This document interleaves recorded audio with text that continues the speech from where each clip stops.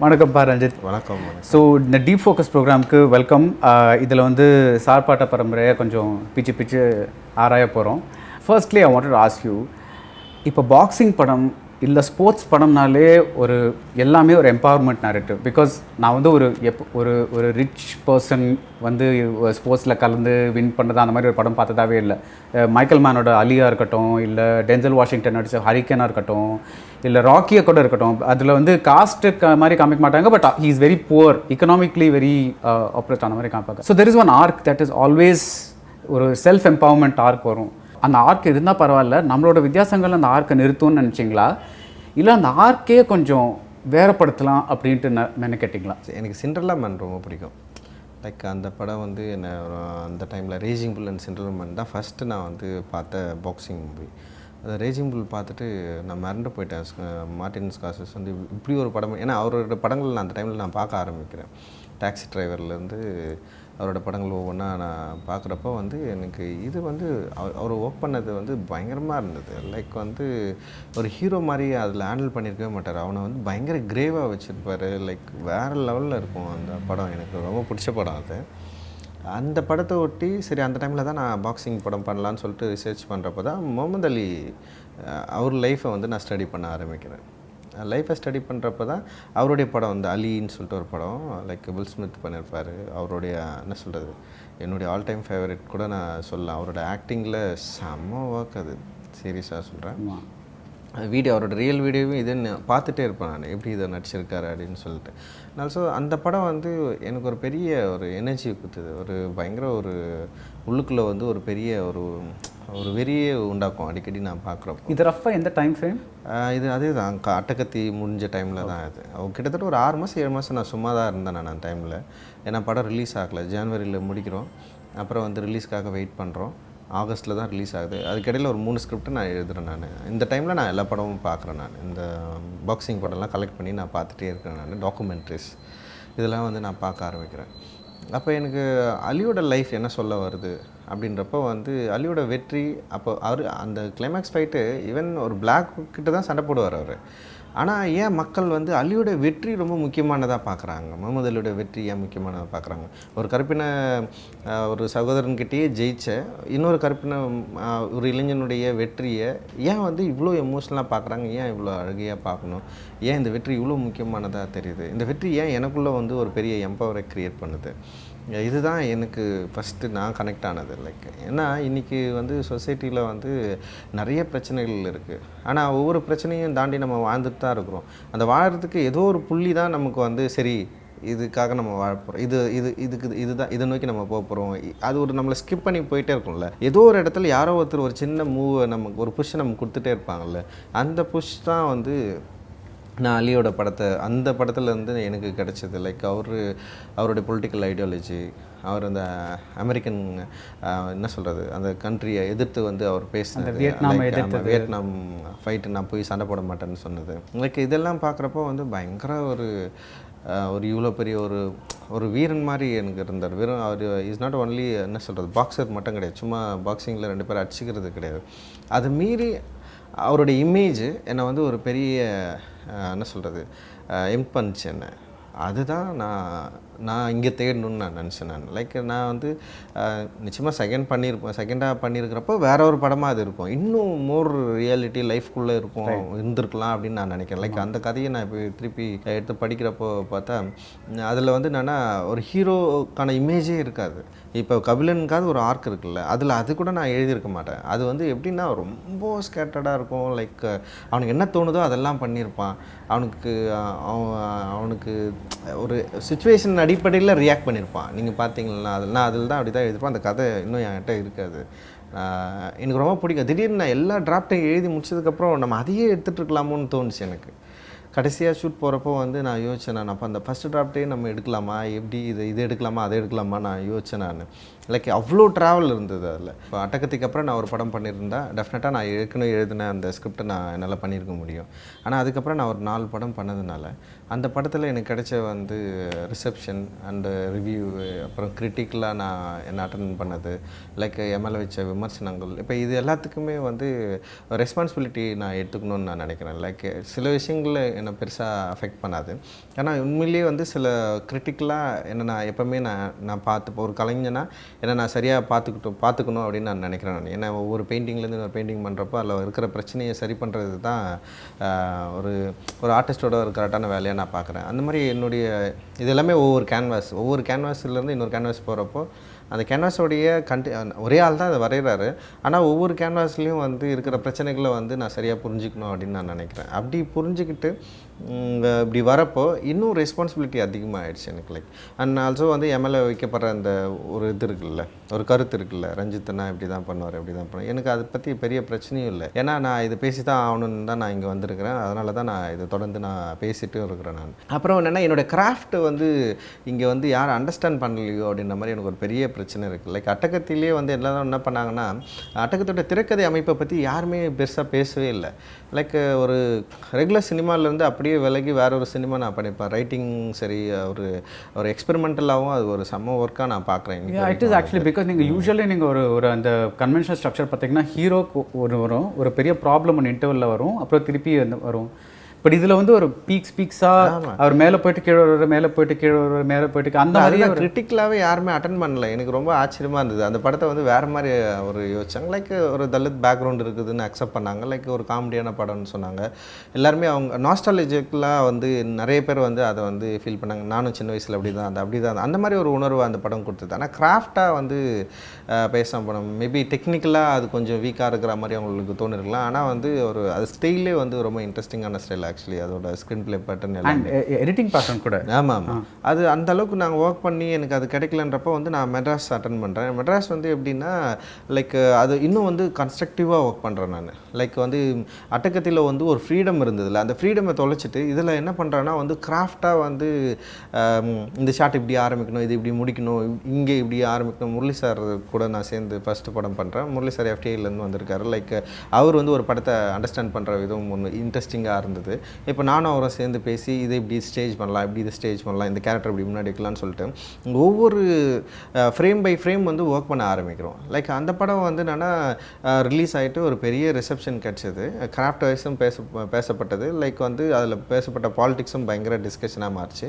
Like ஒரு பெரிய reception கிடச்சிது. இப்போ இதுதான் அடுத்தது வந்து கபாலிக்கும் போச்சு, அதுக்கப்புறம் காலாவுக்கும் போச்சு. இப்போ கபாலியில் நான் வந்து ஒர்க் பண்ணுறப்போ வந்து இந்த ஃப்ரீடம்லேருந்து விலகி வேற ஒன்று அட்டன் பண்ணுறேன். கொஞ்சம் மாசாக சில விஷயங்களை வந்து நம்ம வந்து உள்ளே கொண்டு வரணும். லைக் வந்து இந்த மாதிரி ஒரு பெரிய ஆர்டிஸ்ட்டை வச்சு ஒர்க் பண்ணுறப்போ வந்து இப்போ அவருடைய இமேஜ் அப்படின்றது சமூகத்தில் ஒன்று இருக்குது. ஆனால் எனக்கு இப்போ நான் என்ன சொல்ல போகிறேன்னு ஒன்று இருக்குல்ல, இது ரெண்டும் மிக்ஸ் ஆகிட்டு நம்ம ஒன்று பண்ணோம் அப்படின்னு சொல்கிறோம். அது ஒரு பெரிய ஒரு மாதிரி ஒரு என்ன சொல்கிறது, ரெண்டு விதமான விஷயத்தையும் உண்டு பண்ணிச்சு. பெரிய ரெக்கார்ட் பிரேக் கலெக்ஷன் அப்படின்னு வந்துச்சு. அதே நேரத்தில் வந்து ரஞ்சித்ன்ற ஒரு காணாமல் போயிட்டாரு சொன்னாங்க, ரஜினி பயங்கர என்னென்னவோ சொன்னாங்கன்னு வச்சுங்களேன்.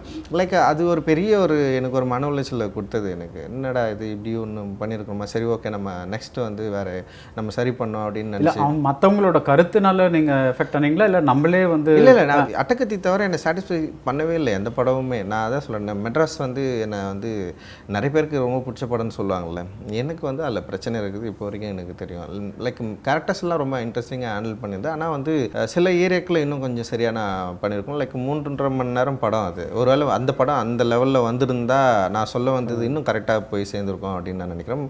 படத்தோட லென்த்து லைக் என்ன சொல்கிறது, ஆடியன்ஸ்க்காக குறைக்கிறது இது ரொம்ப ப்ரெஷர் ஆக்சுவலி. அதில் வந்து நல்ல சீன்லாம் எடுக்கிறது இருக்குல்ல, இதை விட கொடுமை வேறு எதுவுமே. அதனாலே நான் வந்து ரொம்ப கம்மியாக எழுதணும்னு ட்ரை பண்ணுவேன். ஆனால் என்னால் எழுதவும் முடியாது.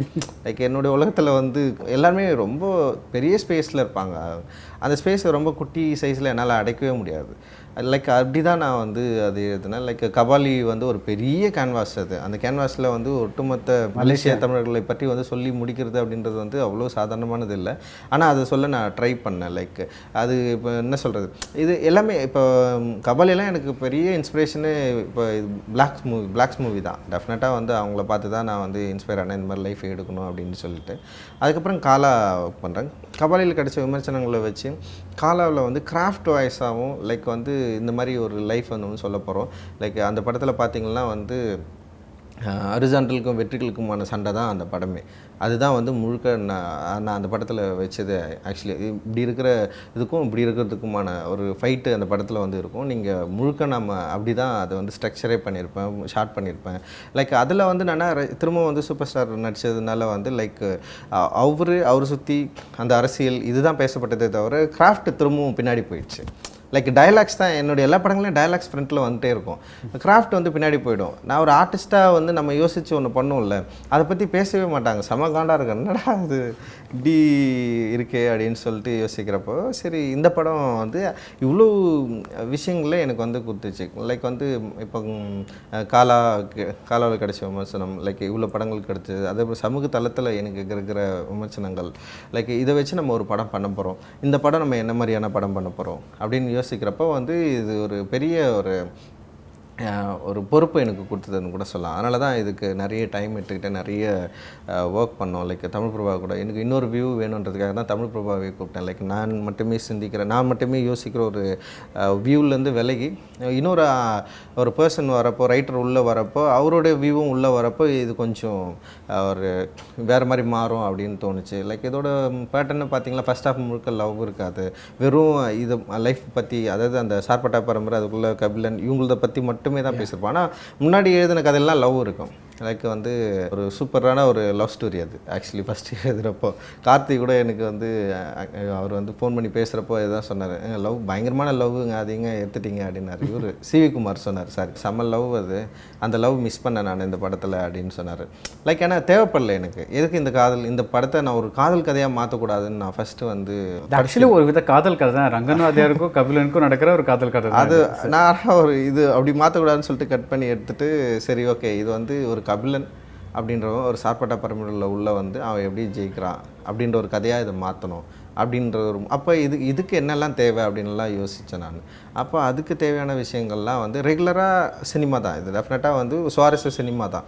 ஒரு ஆடியன்ஸை வந்து பண்ணும், அவங்கள கனெக்ட் பண்ணும், இதுதான் வந்து மெயின் ரீசனே. ஆடியன்ஸை கனெக்ட் பண்ணாத ஒரு சுவாரஸ்யமற்ற ஒரு சினிமாவை எடுக்கக்கூடாதுன்றதில் நான் ரொம்ப உறுதியாக இருக்கேன். அதுவும் மெயின் ஸ்ட்ரீமில் இருக்கிற ஆடியன்ஸ் கூட கனெக்ட் பண்ணணும், டிஸ்கஸ் பண்ணணும் தான் என்னோடய ஐடியா. அப்போது அந்த மெயின் ஸ்ட்ரீம் ஆடியன்ஸை கனெக்ட் பண்ணக்கூடிய அந்த உணர்வுகளை இந்த படத்தில் உள்ளே கொண்டு வரணும் அப்படின்னு நான் நினச்சேன். ஆனால் அதே ஸ்ட்ரக்சர் உள்ளே கொண்டு வரணும்னு நினைக்கல. அப்படி நினச்சிருந்தா நான் வந்து வேம்புலி வந்து கிளைமேக்ஸில் தான் ஃபைட் பண்ண வச்சுருப்பேன். ஏன் நான் முன்னாடியே ஃபைட் பண்ண வைக்கிறேன்னா வந்து அவனுக்கு வெற்றி கிடச்சிருச்சு, ரொம்ப கிட்ட கிடச்சிருச்சு அவனுக்கு. ஆனால் அந்த வெற்றியை தடுக்கிறாங்க. ஆமாம், அது வெற்றி அவனுக்கு கிடைக்காம போகுது. அப்போது ஈஸியாக கிடைக்க வேண்டிய ஒரு வெற்றி அவன் பயங்கரமாக வந்து ஒரு என்ன சொல்கிறது, உடம்பெல்லாம் ரெடி பண்ணி ஈஸியாக அடிச்சிட முடியும், அவ்வளோ பவர்ஃபுல்லாக இருக்கிறான். அவனுக்கு அந்த வெற்றிக்கு ஈஸியாக கிடச்சிருச்சு. ஆனால் அந்த கிடைச்ச வெற்றியை தடுக்கிறது மூலமாக அந்த வெற்றி கிடைக்கிறதுக்கு அவன் திரும்ப அந்த வெற்றி கிடைக்கிறதுக்கு அவன் எவ்வளோ நாள் வந்து போராட வேண்டியது இருக்குது. இதுதான் நான் சொல்லணும்னு. ஸோ நீங்கள் ஸ்ட்ரக்சர்லேயே உங்கள் ஸ்க்ரீன் பிளேலேயே அந்த மாதிரி இருந்தது. ஆமாம், நீங்கள் 2 பேரும் டிஸ்கஸ் பண்ணுறது. ஆமாம், அதுதான் நிறைய பேர் இப்போ நம்ம ஸ்க்ரீன் பிளே பேசுகிறப்பவே சொன்னாங்க, இப்போ இந்த இடம் வந்து 2 ஃபைட் மாதிரி மாறிடுது, இங்கேயே வந்து கதை முடிஞ்சிட மாதிரி மாறுது, அதெல்லாம் சொன்னேன். எனக்கு ஷாக். எனக்கு வந்து நான் அதை ஒத்துக்கவே இல்லை. நான் வந்து லைக் இது வந்து ஹீரோக்கும் வில்லனுக்குமான சண்டை இல்லைன்னு நான் முதல்ல முடிவு பண்ணுறேன். இது வந்து அப்படி கிடையாது. ஒரு வாழ்க்கையில் ஒரு என்ன சொல்கிறது, ஒருத்தன் ஸ்ட்ரகிளாக இருக்கிற ஒரு மார்ஜினலைஸ் ஒரு இதிலிருந்து வரவன் அவன் வந்து எப்படி வந்து இங்கே வந்து ஒரு வெற்றிக்கு வந்து போராட வேண்டியது இருக்குது, ஒரு வாய்ப்புக்கு எப்படி போராட வேண்டியிருக்கு, அந்த வெற்றி அவனுக்கு அவ்வளோ சீக்கிரம் கிடைச்சிருதா, அப்படி கிடைக்கிறதுக்கு அவன் என்னெல்லாம் பண்ணுறான், அப்படி அவ்வளோ சீக்கிரம் கிடைச்சாலுமே அவனால் அதை தக்க வச்சுக்க முடியுமா, அதை தக்க வைக்கிறதுக்கு அவன் எவ்வளோ போராட வேண்டியது இருக்குது, அப்படி அவனுடைய வெற்றி அப்படி கிடைச்சாலுமே அவன் வெற்றின்றதை இவங்க எல்லாருமே எப்படி ஒத்துக்கிற உண்மையிலேயே இவங்கெல்லாம் ஒத்துக்கிறதுக்கு தயாராக இருக்கிறாங்களா. அப்போ அவங்க தயாராக இருக்கிறாங்களோ இல்லையோ அவங்க புறக்கணிக்கவே முடியாத ஒரு வெற்றியை இவங்க எப்படி பெற முடியும் அப்படின்றது தான் வந்து என்னுடைய ஒட்டுமொத்த ஐடியாவாக இருந்தது. இதையா நான் சொல்லணும்னு நினச்சேன்னா ஒரு எம்பவர் தேவைப்படுது. இன்றைக்கி வந்து என்னென்னா அவ்வளோ சோஷியலில் எக்கச்சக்கமான பிரச்சனைகள் இன்றைக்கி வந்து நடந்துகிட்ருக்கிறப்போ வந்து நம்ம வந்து இது மாதிரி ஒரு எமோட் பண்ணலாம். லைக் வந்து இந்த சினிமா மூலமாக வந்து மக்கள்கிட்ட வந்து அவனுடைய பிரச்சனைகளிலிருந்து வெளிவரத்துக்கு அவனே காரணமாக இருக்கிறான்றதை நம்ம வந்து சொல்ல முடியும் அப்படின்னு தோணுச்சு. லைக் வந்து புத்தாவை அப்போ தான் படிக்க ஆரம்பித்தேன் நான். அம்பேத்கருடைய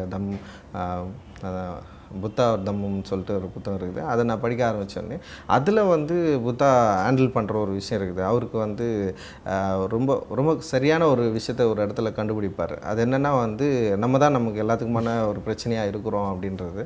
அந்த பிரச்சனையை தீர்க்கறதுக்கு நம்ம வந்து ட்ரை பண்ணணும். அந்த பிரச்சனைக்கான காரணம் என்ன, துன்பம் அப்படின்னு சொல்லிட்டு ஒரு ஃபிலாசபியை வந்து கண்டுபிடிப்பார். அதுதான் ஞானம் அடைதல் சொல்லுவாங்க. அதுதான் அதை பற்றி தான் வந்து அதிலிருந்து தான் புத்தரே வந்து ஒரு அவருடைய என்ன சொல்கிறது ஒரு பெரிய ஃபிலாசபியே ஸ்டார்ட் ஆகுது. அப்போ அதை தான் நான் வந்து இந்த படத்தில் கொண்டு வரணும்னு நான் நினச்சேன். ஒருத்தன் அவனுடைய பிரச்சனைகளை அவன் உணர்ந்து, ஏன்னா ரங்கநாதர் வெளியே வந்ததுக்கப்புறம் கூட சப்போர்ட் பண்ணியிருக்கலாம். அவனை கூப்பிட்டு வந்து டேய் நீ நான் நிற்கிறேன்டா நீ அட்ரான்னு சொல்லியிருக்கலாம். ரங்கநாதர் அந்த மாதிரியான ஒரு ஆள் தான். ஆனால் எனக்கு வந்து என்ன தோணுச்சுன்னா வந்து திரும்பவும் யாரோ ஒரு புஷ்ஷு ஏதோ இல்லாமல் அவன் என்ன யோசிக்கிறான், அவனுக்கு வந்து உண்மையிலேயே இந்த லைஃப் என்ன கொடுத்துருக்குது, அவன் ஏன் வந்து அவனுடைய பிரச்சனைகளை உணர்ந்து ஏன் விடுதலை ஆகக்கூடாது அப்படின்றத. இப்போ பிரச்சனை அம்பேத்கர் வந்து சொல்லுவார், அவன் அடிமை என்பதே அவனுக்கு உணர்த்து அவன் வந்து அதை புரிஞ்சுக்கிட்டானா அதுலேருந்து அவனே வெளியே வந்துடுவான்னு சொல்கிறாரு. அதை தான் நான் வந்து இதில் க்ரியேட் பண்ணோம் அப்படின்னு நான் வந்து நினச்சேன். லைக் இதில் ஃபிலாசபிக்கலாகவும் ஒர்க் பண்ணியிருக்கோம். லைக் வந்து என்னென்னா கிராஃப்டாகவும் வந்து இந்த கதையை இப்படி தான் சொல்லணும், இப்படி தான் ஸ்டேஜ் பண்ணோம். லைக் நீங்கள் படத்தை பார்த்தீங்களா நிறைய க்ளோஸ்அப் ஷாட்ஸ் யூஸ் பண்ணியிருப்பேன். நிறைய வந்து என்னென்னா இப்போ இது மாதிரி டாப் ஆங்கிள் வந்து போய் 2-3 ஷாட் நீங்கள் என்னன்னா மொத்தமே வந்து ஒரு 5 ஷாட்டுக்கு மேலே அது வந்து டாப் ஆங்கிள் வச்சுருக்கவே மாட்டேன். லைக் இப்போ இப்படி தான் பார்க்கணுன்னே நான் படத்தை வச்சுருக்கிறேன். நான் ஒருத்தர் ஒரு நார்மலான ஒரு மனுஷன் அவனுடைய லைஃப்பில் அவன் எப்படி இருப்பானோ அந்த மாதிரி ஒரு வியூவிங்கில் இந்த படம் இருக்கணும் அப்படின்னு சொல்லிட்டு நான் அப்படி தான் ரொம்ப கன்ஸ்ட்ரக்டிவாக யோசித்து முரளி சார்கிட்ட பேசி ஒரு லைஃப்குள்ளே அவங்கள கொண்டு வரணும், க்ளோஸராக கொண்டு வரணும். அவங்கள ரொம்ப தூரமாக வச்சிடக்கூடாது. அதனால தான் கேமராவுக்கு முன்னாடி டிஸ்டர்பன்ஸ் இருந்துகிட்டே இருக்கும். யாராவது ஒருத்தர் வந்து கேமரா உள்ளே இருக்கிற மாதிரியே நான் வச்சுருப்பேன். நான் கேமரா வந்து எல்லாரையும் லைனாக நிற்க வச்சுட்டு வெளியே இருக்கவே இருக்காது ஷாட். யாராவது ஒருத்தர் உள்ளே இருப்பார். ஏன்னா கேமரா உள்ளே இருக்கணும். கேமரா வந்து தான் ஆடியன்ஸோட கண்கள். அப்போ அவங்க வந்து உள்ளே இருந்தால் தான் இந்த லைஃப்குள்ளே அவங்க வந்து க்ளோஸாக இருக்க முடியும் அப்படின்னு சொல்லிட்டு ஒர்க் பண்ணோம். லைக் அது இதுக்கான அப்ரிசியேஷன் நிறைய இப்போ வந்து கிடச்சிருக்குன்னு நான் நினைக்கிறேன். Well, congratulations. So it's a fantastic film. இந்த ரிசர்ச் நீங்கள் போய் அந்த நார்த் மெட்ராஸ் பாக்ஸர்ஸோட இப்போ இருக்கிற பாக்ஸர்ஸோட அந்த ரிசர்ச் எவ்வளோ டைம் ஆச்சு? இது ஒவ்வொரு காலகட்டத்தில் நடந்தது, ஒவ்வொரு டைமில் நடந்தது. இது வந்து ஒரே வருஷத்தில் ஒரே டைமில் நடக்கல. ஃபஸ்ட்டு நான் ஆரம்பித்தது 2013 அந்த டைமில் வந்து ஆரம்பித்தேன். நான் அட்டகத்தி ரிலீஸுக்கு முன்னாடி ஒரு 3 months நான் வந்து பண்ணியிருப்பேன். நான் எல்லாரையும் போய்ட்டு மீட் பண்ணி பேசினேன். அதுக்கப்புறம் அப்பப்போ எப்போயாவது தோணுச்சுன்னா சில பேரை மீட் பண்ணுவேன், பேசுவேன். லைக் வெங்கடண்ணன் ஒருத்தர் இருக்கார் ஆர்டிஸ்ட்டு, அவர்கிட்ட நான் இதை பற்றி அடிக்கடி நான் பேசுவேன். அவர் வந்து அந்த பரம்பரையில் இருந்து வருவார். அப்புறம் அவர் சில கண்டென்ட்லாம் வச்சுருப்பார், அதெல்லாம் என்கிட்ட காட்டியிருக்காரு. அவர்கிட்ட நான் பேசியிருக்கேன். கண்டென்ட்னா என்ன சொல்கிறேன்? அவர் அதை தான் அந்த என்ன சொல்கிறது அந்த போஸ்டர்ஸ் இதெல்லாம் வச்சுருப்பா. அவங்க வீட்டில் அவங்க மாமா வந்து பெரிய பாக்ஸர். அவர் எப்படி பண்ணார், என்ன மாதிரி சண்டைலாம் நடந்தது அதெல்லாம் சொல்லியிருப்பார். லைக் ரொம்ப இன்ட்ரெஸ்டிங்கான ஒரு உலகமாக இருந்தது அது. அந்த உலகம் வந்து நம்ம எப்படியாவது இதை பண்ணிடணும், இதோட ரியாலிட்டியை உள்ளே கொண்டு வந்தணும் அப்படின்னு நான் நினைப்பேன். அது கொண்டு வர்றது ஒரு பெரிய சவாலான விஷயமும் எனக்கு தெரியும். அதுக்கப்புறம் இந்த படம் ஆரம்பிக்கலான்னு சொல்லிட்டு பிர்சாமுண்டா ஆரம்பிக்கலான்னு ஒர்க் போயிட்டு இருந்தது. அது டிலேனால வந்து சரி தமிழ்லேயே நம்ம படம் பண்ணுறோன்னு யோசிக்கிறப்ப, தமிழில் பண்ணால் டெஃபினட்டாக சார்பட்டா பரம்பரை தான் பண்ணணும்னு யோசிக்கிறப்ப திரும்ப ரிசர்ச் ஒர்க் ஆரம்பித்தோம். இந்த டைம் எப்படின்னா, இப்போ நான் சில பேர்கிட்ட பேசினேன். என்னுடைய அசிஸ்டன்ட் டைரக்டர் பார்த்திபன் வந்து நான் அமிச்சேன். அவன் வந்து ஒரு பெரிய ரிசர்ச் மெட்டீரியலில் கொண்டு வந்து கொடுத்தான். அவ்வளோ பேருடைய சவுண்டு இது எல்லாமே கேட்டு சரி ஓகே இப்படி பண்ணலாம் அப்படின்னு சொல்லிட்டு யோசித்து பண்ணோம். ஸோ இது ஒரு ஸ்க்ரீன் ரைட்டிங் கொஸ்டின். ரிசர்ச் இவ்வளோ இருக்குது, அதில் எல்லாமே நிறைய இன்ட்ரெஸ்டிங் பாயிண்ட்ஸாக இருக்கும். அதுலேருந்து இப்போ 100 பாயிண்ட் கிடச்சுன்னா நீங்கள் ஒரு படத்தில் ஒரு மேபி 15-20 பாயிண்ட்ஸ் வைக்கலாம். நான் ஜஸ்ட் ஒரு ஆவரேஜாக சொல்கிறேன். அந்த ப்ராசஸை நீங்கள் எப்படி பண்ணுவீங்க? சில பேர் வந்து போஸ்ட் நோட்ஸ் வச்சு பண்ணுவாங்க, சில பேர் வந்து ஒயிட் போர்டு வச்சு பண்ணுவாங்க, சில பேர் வந்து ஸ்டெப் அவுட்லைன்னு சொல்லிட்டு பண்ணுவாங்க. There are different ways to do it. சில பேர் கதை மாதிரி எழுதி பார்ப்பாங்க. உங்கள் ப்ராசஸ் என்ன? நான் முதல்ல கதை எழுதிடுவேன். நான் எனக்கு எப்படின்னா என்னை வந்து ஒரு உலகம் இன்ட்ரெஸ்ட் பண்ணிச்சுன்னு வச்சுங்களேன், என்னை வந்து தொடணும். அது தொட்டுச்சுன்னா அந்த உலகத்துக்குள்ள நான் வாழ ஆரம்பிச்சேன். கதைனா ப்ராப்பராக ஆமாம் ஒரு கதையே எழுதி இதை நான் ஃபஸ்ட் ஸ்க்ரீன் ப்ளே ஃபார்மேட்டில் இல்லை. ஆமாம் எழுத மாட்டேன். ஒரு கதையை ஒரு 60 பேஜஸ்க்கு எழுதியிருக்கேன் நான் ஃபஸ்ட்டு. இது அவர் கதையாகவே எழுதிடுவேன் நான். கதை இப்போ நான் போய்ட்டு மீட் பண்ணுறது, இப்போ எனக்கு என்னென்னா சில சம்பவங்கள் வந்து சப்போர்ட் பண்ணோம். இப்போ நான் வந்து ராமதாஸ் ரேவில் வந்து ஒரு ராமதாஸ்ன்னு சொல்லிட்டு ஒரு ஐயா போய் மீட் பண்ணேன் நான். அவர் வயசானவர், அவருக்கு வந்து காது கேட்காது. சண்டை போட்டே வந்து அவர் வந்து அவர் பார்க்குறப்போ வந்து இப்போ அந்த இமேஜை நான் உள்ளே கொண்டு வரவே இல்லை. ஆனால் அவர் பேசுகிற அந்த உலகத்தை உள்ளே கொண்டு வரதுக்கு நான் வந்து ட்ரை பண்ணுவேன். லைக் எப்படின்னா காப்பி கிடையாது.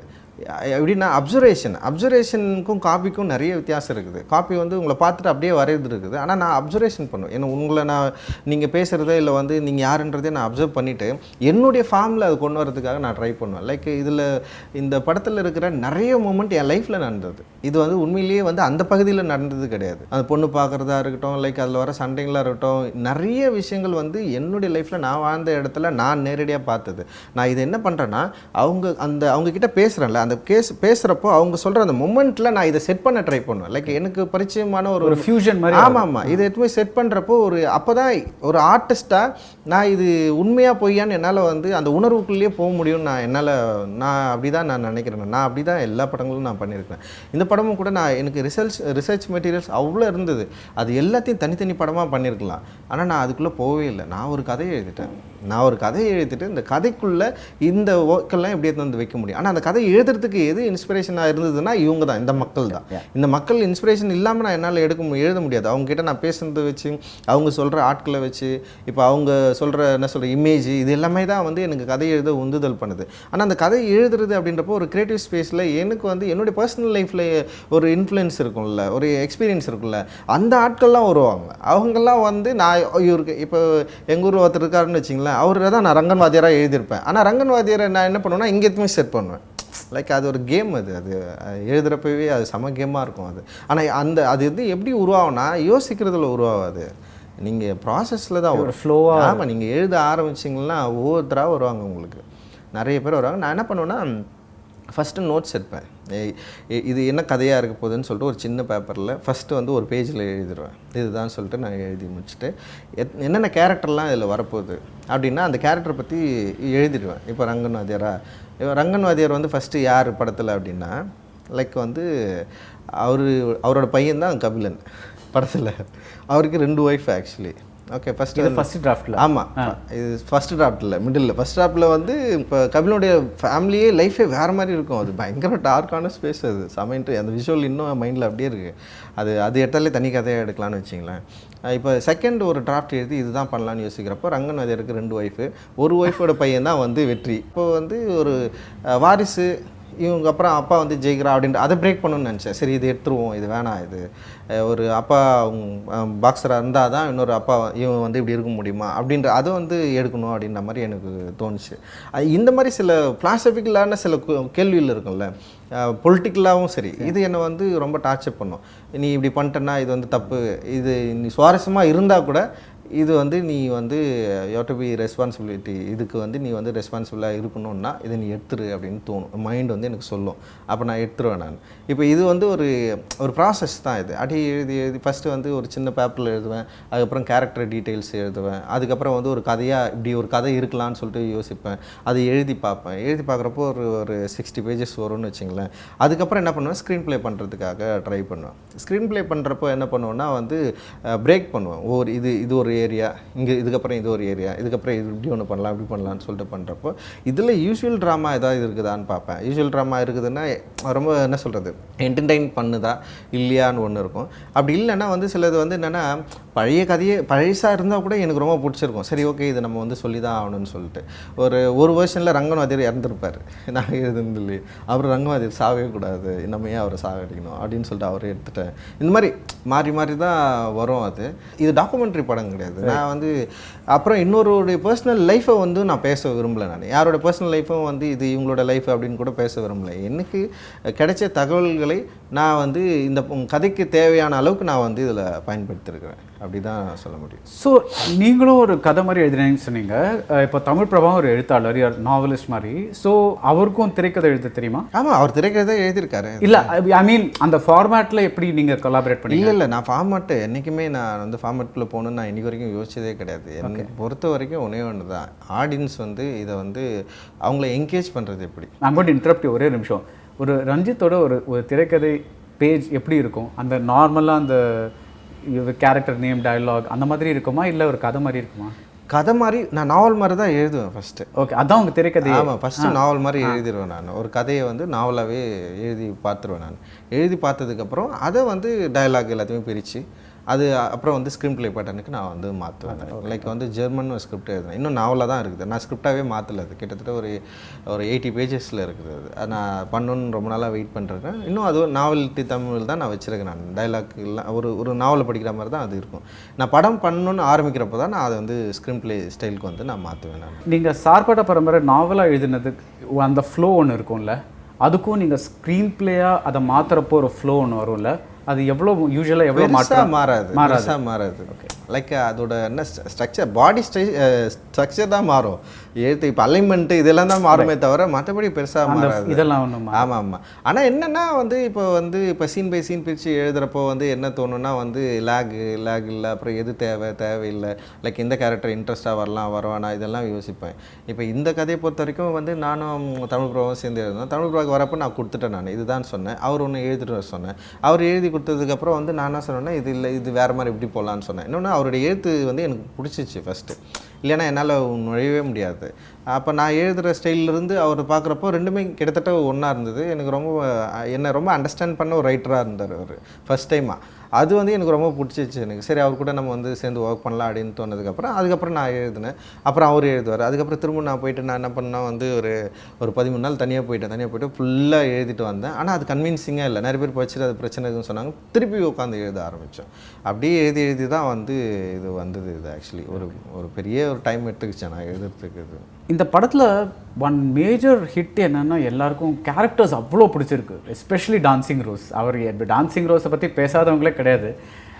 அந்த மாதிரி ஃபுட்வொர்க் இருந்தவர் நிஜமாகவே ஒருத்தர் இருந்தாரா, இல்லை இதில் நிறைய கேரக்டர்ஸ் வந்து நீங்களும் தமிழ் பிரபாவும் கற்பனை பண்ணி அப்படி எழுதினதா? டான்சிங் ரோஸ் அப்படின்றது என்னன்னா, இப்போ நான் ஒருத்தர்கிட்ட போயிட்டு பேசுகிறப்போ ஒருத்தர் சொன்னார், ஒரு யூனிக்கான நேம் டான்சிங் மனோகர் அப்படின்னு ஒருத்தர் இருந்தாருன்னு சொன்னார். பேர் இன்ட்ரெஸ்டிங்காக இருக்குது. டான்சிங் மனோகர்னா எப்படின்னா, இப்போ லைக் டான்ஸுன்னா இப்போ இந்த படத்தில் பண்ண மாதிரி டான்ஸ் ஆட மாட்டாங்க. அவங்களோட ஃபுட்வொர்க்கு கொஞ்சம் ஸ்டைலிஷாக இருக்குமே தவிர வந்து ஃபுல்லாக டான்ஸ் மூமெண்ட்டோடு பண்ணுறது கிடையாது. ஆனால் நான் படம் வரப்போ நான் என்ன பண்ணேன்னா, இப்போ அவர் அசீம் தானே அவர் பேர், அவரை வந்து நான் வந்து அவர் வீடியோ பார்க்குறப்போ வந்து ஒரு யூகே ஃபைட்டரு, அவரை பார்க்குறோன்னே பயங்கர இன்ட்ரெஸ்டிங்காக இருந்தார். அவர் பண்ணுற ஸ்டைல் இது எல்லாமே. இப்போ நாங்கள் என்ன பண்ணோம், ரெஃபரன்ஸ் எடுத்தோம். ஒவ்வொரு ஆர்டிஸ்ட்டு இவங்கன்னா ஓகே இவங்களுக்கெல்லாம் ஒரு ரெஃபரன்ஸ் எடுக்கிறப்போ வந்து டான்சிங் ரோஸ் ரைட்டிங்காகவே சூப்பராக வந்துட்டார். அவர் எழுதுகிறப்பவே வந்து அவரை வந்து நான் வந்து ஒரு பயங்கரமான ஸ்போர்ட்ஸ்மேனாக தான் வைக்கணும்னு நினச்சேன். ஒரு ஸ்டைலான ஆள், அவரை பார்த்தாலே வந்து ஒரு சூப்பராக இருக்கணும். லைக் அவர் ஒரு இன்ஸ்பைரிங்கான ஒரு ஆளாக இருக்கணும். லைக் ஸ்போர்ட்ஸ் மேலே ஒரு அறத்தோடு இருக்கிற ஒரு ஆளாக இருக்கணும். அவர் ஆப்போசிட்டில் இருந்தால் கூட வந்து அவர் இப்படி ஒரு டிக்னிட்டியான ஒரு ஃபைட்டராக இருக்கணும்னு சொல்லிட்டு ஃபஸ்ட்டே நான் வந்து கிராப் பண்ணிட்டேன். ஆனால் அவரோட ஸ்டைல் வந்து யூனிக்காக இருக்கணும்னு நான் நினச்சேன். ஒவ்வொருத்தருக்கும் ஒரு யூனிக்னஸ் இருக்கணும் அப்படின்னு யோசிப்போ டான்சிங் ரோஸ் அப்படின்றப்போ வந்து அவரோட ஸ்டைல் அப்படின்றது வந்து ஒரு காமிக்கலாக இருக்கலாம் அப்படின்னு எனக்கு வந்து தோணுச்சு. ஓகே, அதனால் என்ன பண்ணேன்னா, சரி யார் இந்த மாதிரி இருக்கிறாங்க வேர்ல்டு லெவலில், யார் இந்த மாதிரி பாக்ஸர் இருக்கிறாங்கன்னு தேடுறப்போ தான் அந்த யூகே பாக்ஸர் வந்து நம்ம வந்து பார்த்துட்டு சரி அவங்ககிட்ட கொடுத்து, ஆக்சுவலி டான்சிங் ரோஸ் காஸ்டிங்கே பெரிய சிக்கல் தான். ஃபஸ்ட்டு நான் ரொம்ப தேடிட்டே இருந்தேன். கேரளாவிலேருந்து ஃபஸ்ட்டு ஒருத்தர் செலக்ட் பண்ணேன். அவருக்கு வச்சு ஒரு 3 நாள் ரிகர்ஸ் பண்ணோம். செட் ஆகலன்னு சொல்லிட்டு அவர் நான் அனுப்பிச்சிட்டேன். நான் அவரை அதுக்கப்புறம் வந்து ஷபீரே வந்தார். ஷபீர் வந்துட்டு அவர் வேற ஒரு படத்தில் கமிட்டாக இருந்தார். அப்புறம் அவரால் பண்ண முடியல. ஆனால் பயங்கரமாக பண்ணார் அவர். இது புரிஞ்சுக்கிட்டு பண்ணோடனே எனக்கு ரொம்ப சந்தோஷமாயிடுச்சு. சூப்பர், இவனே பண்ணிடலாம் அப்படின்னு சொன்னால். ஆனால் அவர் வேற ஒரு படத்தில் கமிட் ஆகிருந்தார். அதனால் அவரும் வர முடியல. லைக் அதுக்கப்புறம் இன்னொரு ஆர்டிஸ்ட்டை வந்து கிட்டத்தட்ட 13 நாள் ரிகர்சல் பண்ண அவரை வச்சு. அதுக்கப்புறம் அவர் நடிக்க வச்சு பார்க்குறப்ப எனக்கு சாட்டிஸ்ஃபைடாக இல்லை. அதனால் அவரையும் வேணான்னு சொல்லிட்டேன். அப்புறம் கடைசியில் வந்து நாள் வந்து இன்னொரு ஒரு ஆர்டிஸ்ட்டை கூப்பிட்டு லுக் டெஸ்ட்டெல்லாம் எடுத்து இவரு தான் டான்சிங் ரோஸ்ன்னு ஃபிக்ஸ் பண்ணேன். ஆனால் மைண்ட் ஒத்துக்கவே இல்லை. இவரும் இல்லை அப்படின்னு சொல்லிட்டு நான் வந்து ஜென்னிக்கிட்ட நான் சொல்லிட்டு இருந்தேன், எனக்கு செட் ஆகலை யாருன்னு, அவன் வந்தால் நல்லாயிருக்குன்னு சொல்லிட்டு நான் பேசிகிட்டு இருக்கப்போ திடீர்னு பார்த்தா அவன் ஓகே சொல்லிட்டு வந்துட்டார் அவர். நான் இந்த படம் பண்ணுறேன், அந்த படம் என்னால் அது பிரச்சனை ஆயிடுச்சு, நான் இந்த படமே பண்ணுறேன்னு சொன்னோடனே தான் சரி ஓகே நீ தான் டான்சிங் ரோஸ் அப்படின்னு சொல்லிட்டு அந்தளவுக்கு செலக்ட் பண்ணுறதுலேயும் வந்து ஒரு பெரிய இஷ்யூ இருந்தது. லைக் என்னென்னா ஒரு ரியலிஸ்டிக்காக இருந்தது. டான்சிங் மனோகர் அப்புறம் இவங்களை பற்றி நம்ம கேள்விப்படுறப்போ வந்து அவங்களோட ஃபுட்வொர்க் எப்படி இருக்கும், அந்த பேரோட அடைமொழி, இது ஒரு கற்பனை எனக்கு உருவாக்குச்சு. அவ்வளோதான். டான்சிங் மனோகர் அப்படின்ற பேர் வந்து ஒரு கற்பனை எனக்கு உருவாக்குனதுனால ஒரு ஓகே இந்த மாதிரி ஒரு கேரக்டர் நம்ம ஏன் உள்ளே கொண்டு வரக்கூடாது, அப்போ டான்சிங் ரோஸ் அப்படின்னு சொல்லிட்டு ஒரு கேரக்டர் நம்ம வந்து உருவாக்கலாம். அப்போ ரோஸ்ன்ற பேர் வச்சு ஒரு ஆள் வெள்ளையாக ஒருத்தன் வேணும் அப்படின்னு சொல்லிட்டு அவனை செலக்ட் பண்ணி ஓகே இந்த மாதிரி பண்ணுறேன். அப்போ அவனுக்கு வந்து யாரை வந்து யார் மாதிரி இருந்தால் நல்லா இருக்குன்னா, இப்போ அசீம் மாதிரியான ஒரு ஃபைட்டரை வந்து நம்ம இந்த மாதிரி ஸ்டைலில் வந்து ஒரு வச்சோன்னா ரொம்ப நல்லாயிருக்குன்னு சொல்லிட்டு அவருடைய பாடி லாங்குவேஜை கொண்டு வந்தது. அண்ட் ஆல்சோ அந்த கேரக்டருக்குன்னு சொல்லிட்டு ஒரு டிக்னிட்டியை வந்து கிரியேட் பண்ணுறப்போ அது இன்னும் வந்து ஒரு அறத்தோடு இருக்குது. அது அந்த அறம் தான் வந்து அந்த கேரக்டரை இவ்வளோ பயங்கரமாக கொண்டு போச்சு. ஆமாம், பிகாஸ் உங்களுக்கு எப்படி அது தோணுச்சு?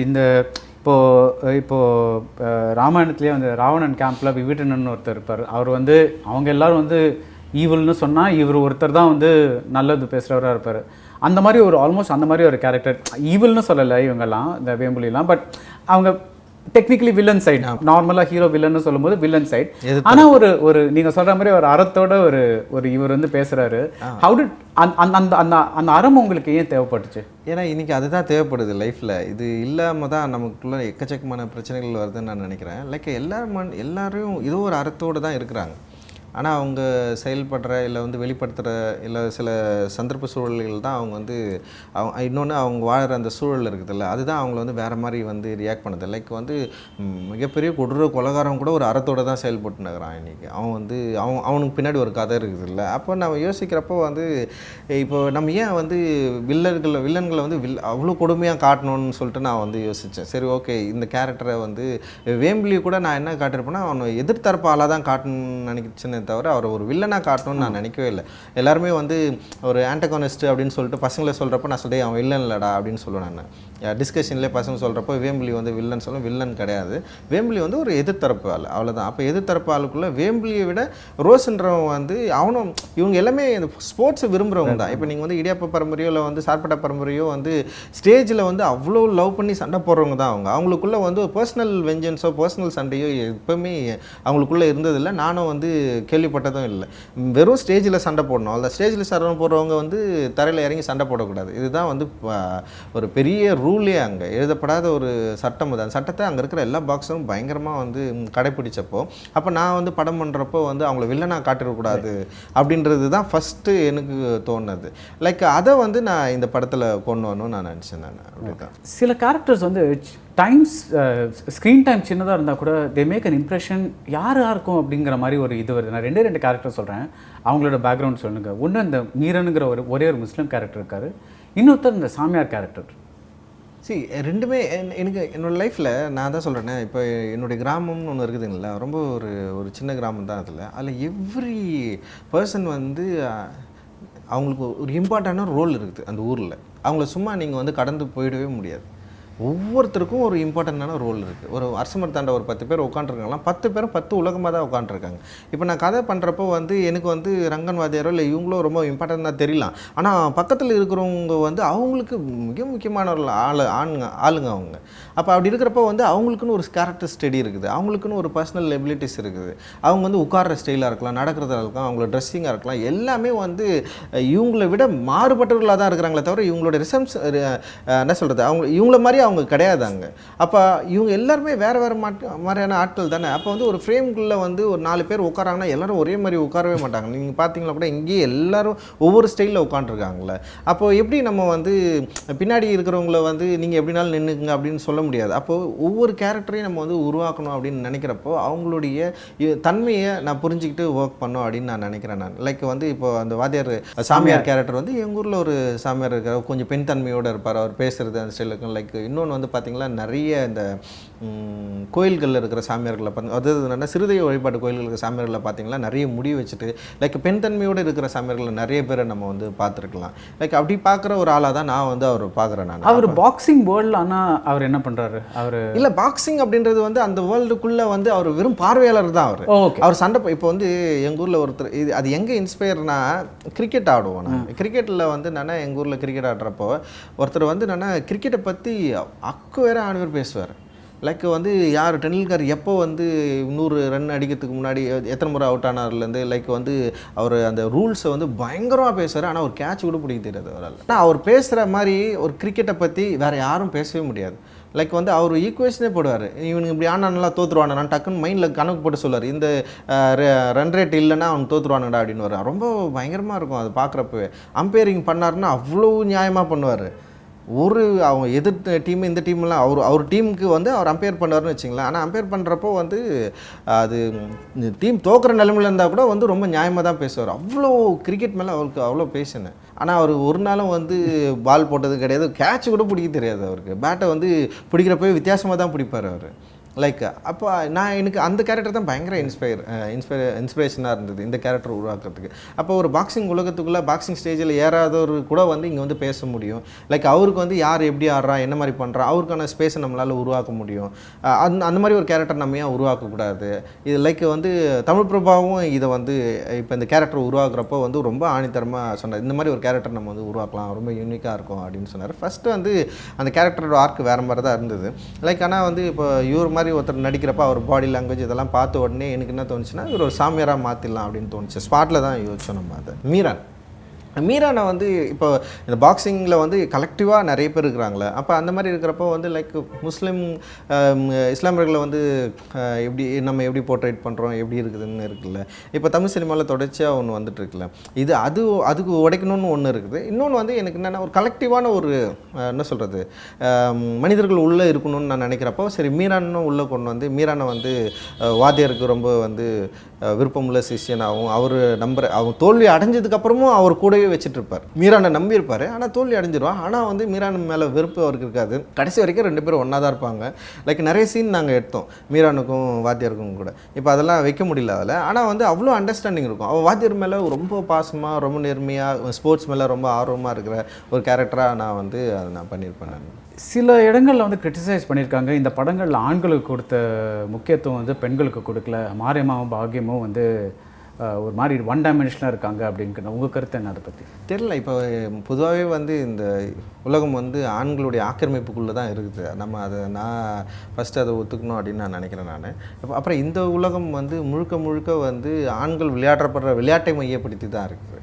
அந்த ஆண்கள் விளையாடுற விளையாட்டை மையப்படுத்தி இருக்கிறப்போ பெண்களுக்கான ரோல் என்னவா இருக்கலாம் அப்படின்னு நான் வந்து யோசிக்கிறப்போ வந்து எந்த அளவுக்கு பெண்களை நம்ம இதில் வந்து பயன்படுத்த முடியும். லைக் வந்து ஃபஸ்ட் ஆப்பில் கூட நான் லவ்வை ஏன் எடுத்துட்டேன்னா, லவ் ஒரு பெரிய போர்ஷனாக இருந்தது.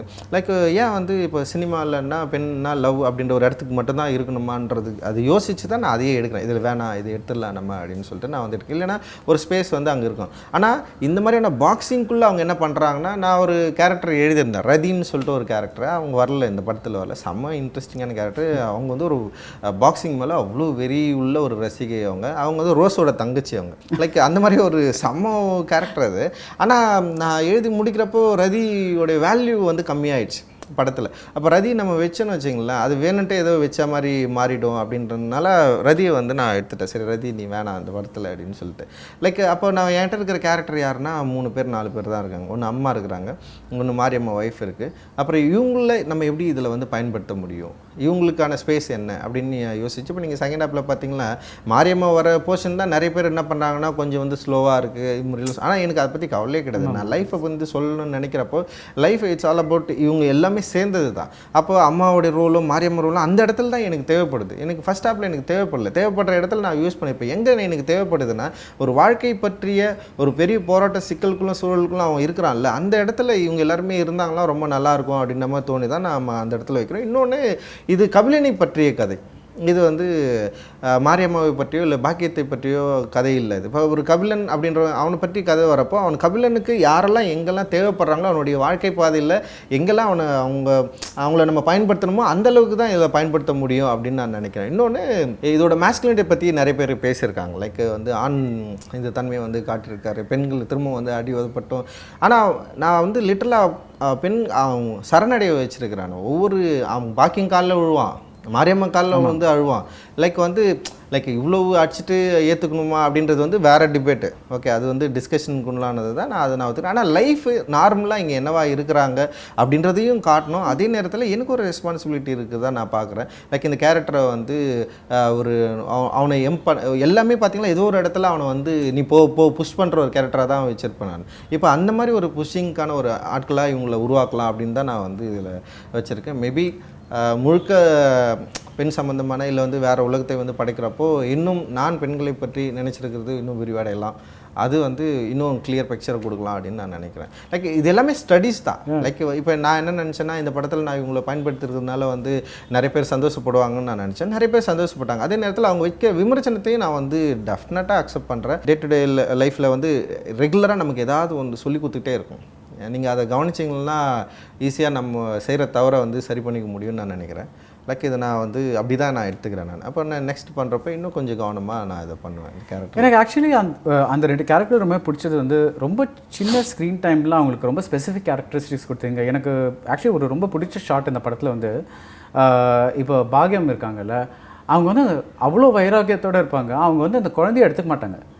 அதை நீங்கள் வந்து யூஸ்வலாக வந்து அதை ஒரு சீனே ஆக்கியிருக்கலாம். அதாவது நீ என்ன பொம்பளை நீ வந்து குழந்தைய கூட பிடிக்க மாட்டேங்கிற அப்படின்ட்டு அவளுக்கு அவ்வளோ வைராக்கியம் தான் அந்த பொண்ணுக்கு. ஆனால் நீங்கள் சும்மா ஒரு வைடில் விட்டு அவங்க எங்கேயோ இருப்பாங்க, அதை கேஷுவலாக நடக்கிற மாதிரி விட்டுருவீங்க. அந்த ஃபோக்கஸ் இருக்காது. யூஸ்வலாக வந்து இதுதான் நடக்குது அப்படின்ட்டு டேரக்டர் வந்து நம்ம அது கிட்ட அப்புறம் அவங்க எக்ஸ்பிரஷன் வேணால் கொஞ்சம் சேட் ஆகலாம், அந்த மாதிரிலாம் ஒன்றுமே பண்ணாமல் ஒரு வைடு வச்சுட்டு அவங்க 2 பேரும் பேச வச்சுட்டு அப்புறம் அனுப்பிச்சிடுங்க. அந்த மாதிரி நிறைய சின்ன இடங்களில் நீங்கள் வந்து ரொம்ப ஒரு காட்டியும் காட்டாத மாதிரி அப்படியே அந்த லைஃப் போகிறதுனால மேபி சில பேர் மிஸ் பண்ணியிருக்கலாமோ என்னமோ தெரியல. எனக்கு I don't feel that also. Actually அது ஒரு 35 மினிட்ஸ் மாண்டாஜ். அது நீங்கள் இதை பற்றி என்ன பேசுகிறீங்க? அந்த அவரோட ஃபால். ஆமாம், அதை நீங்கள் மாண்டாஜ் மாதிரி தான் பிளான் பண்ணீங்களா?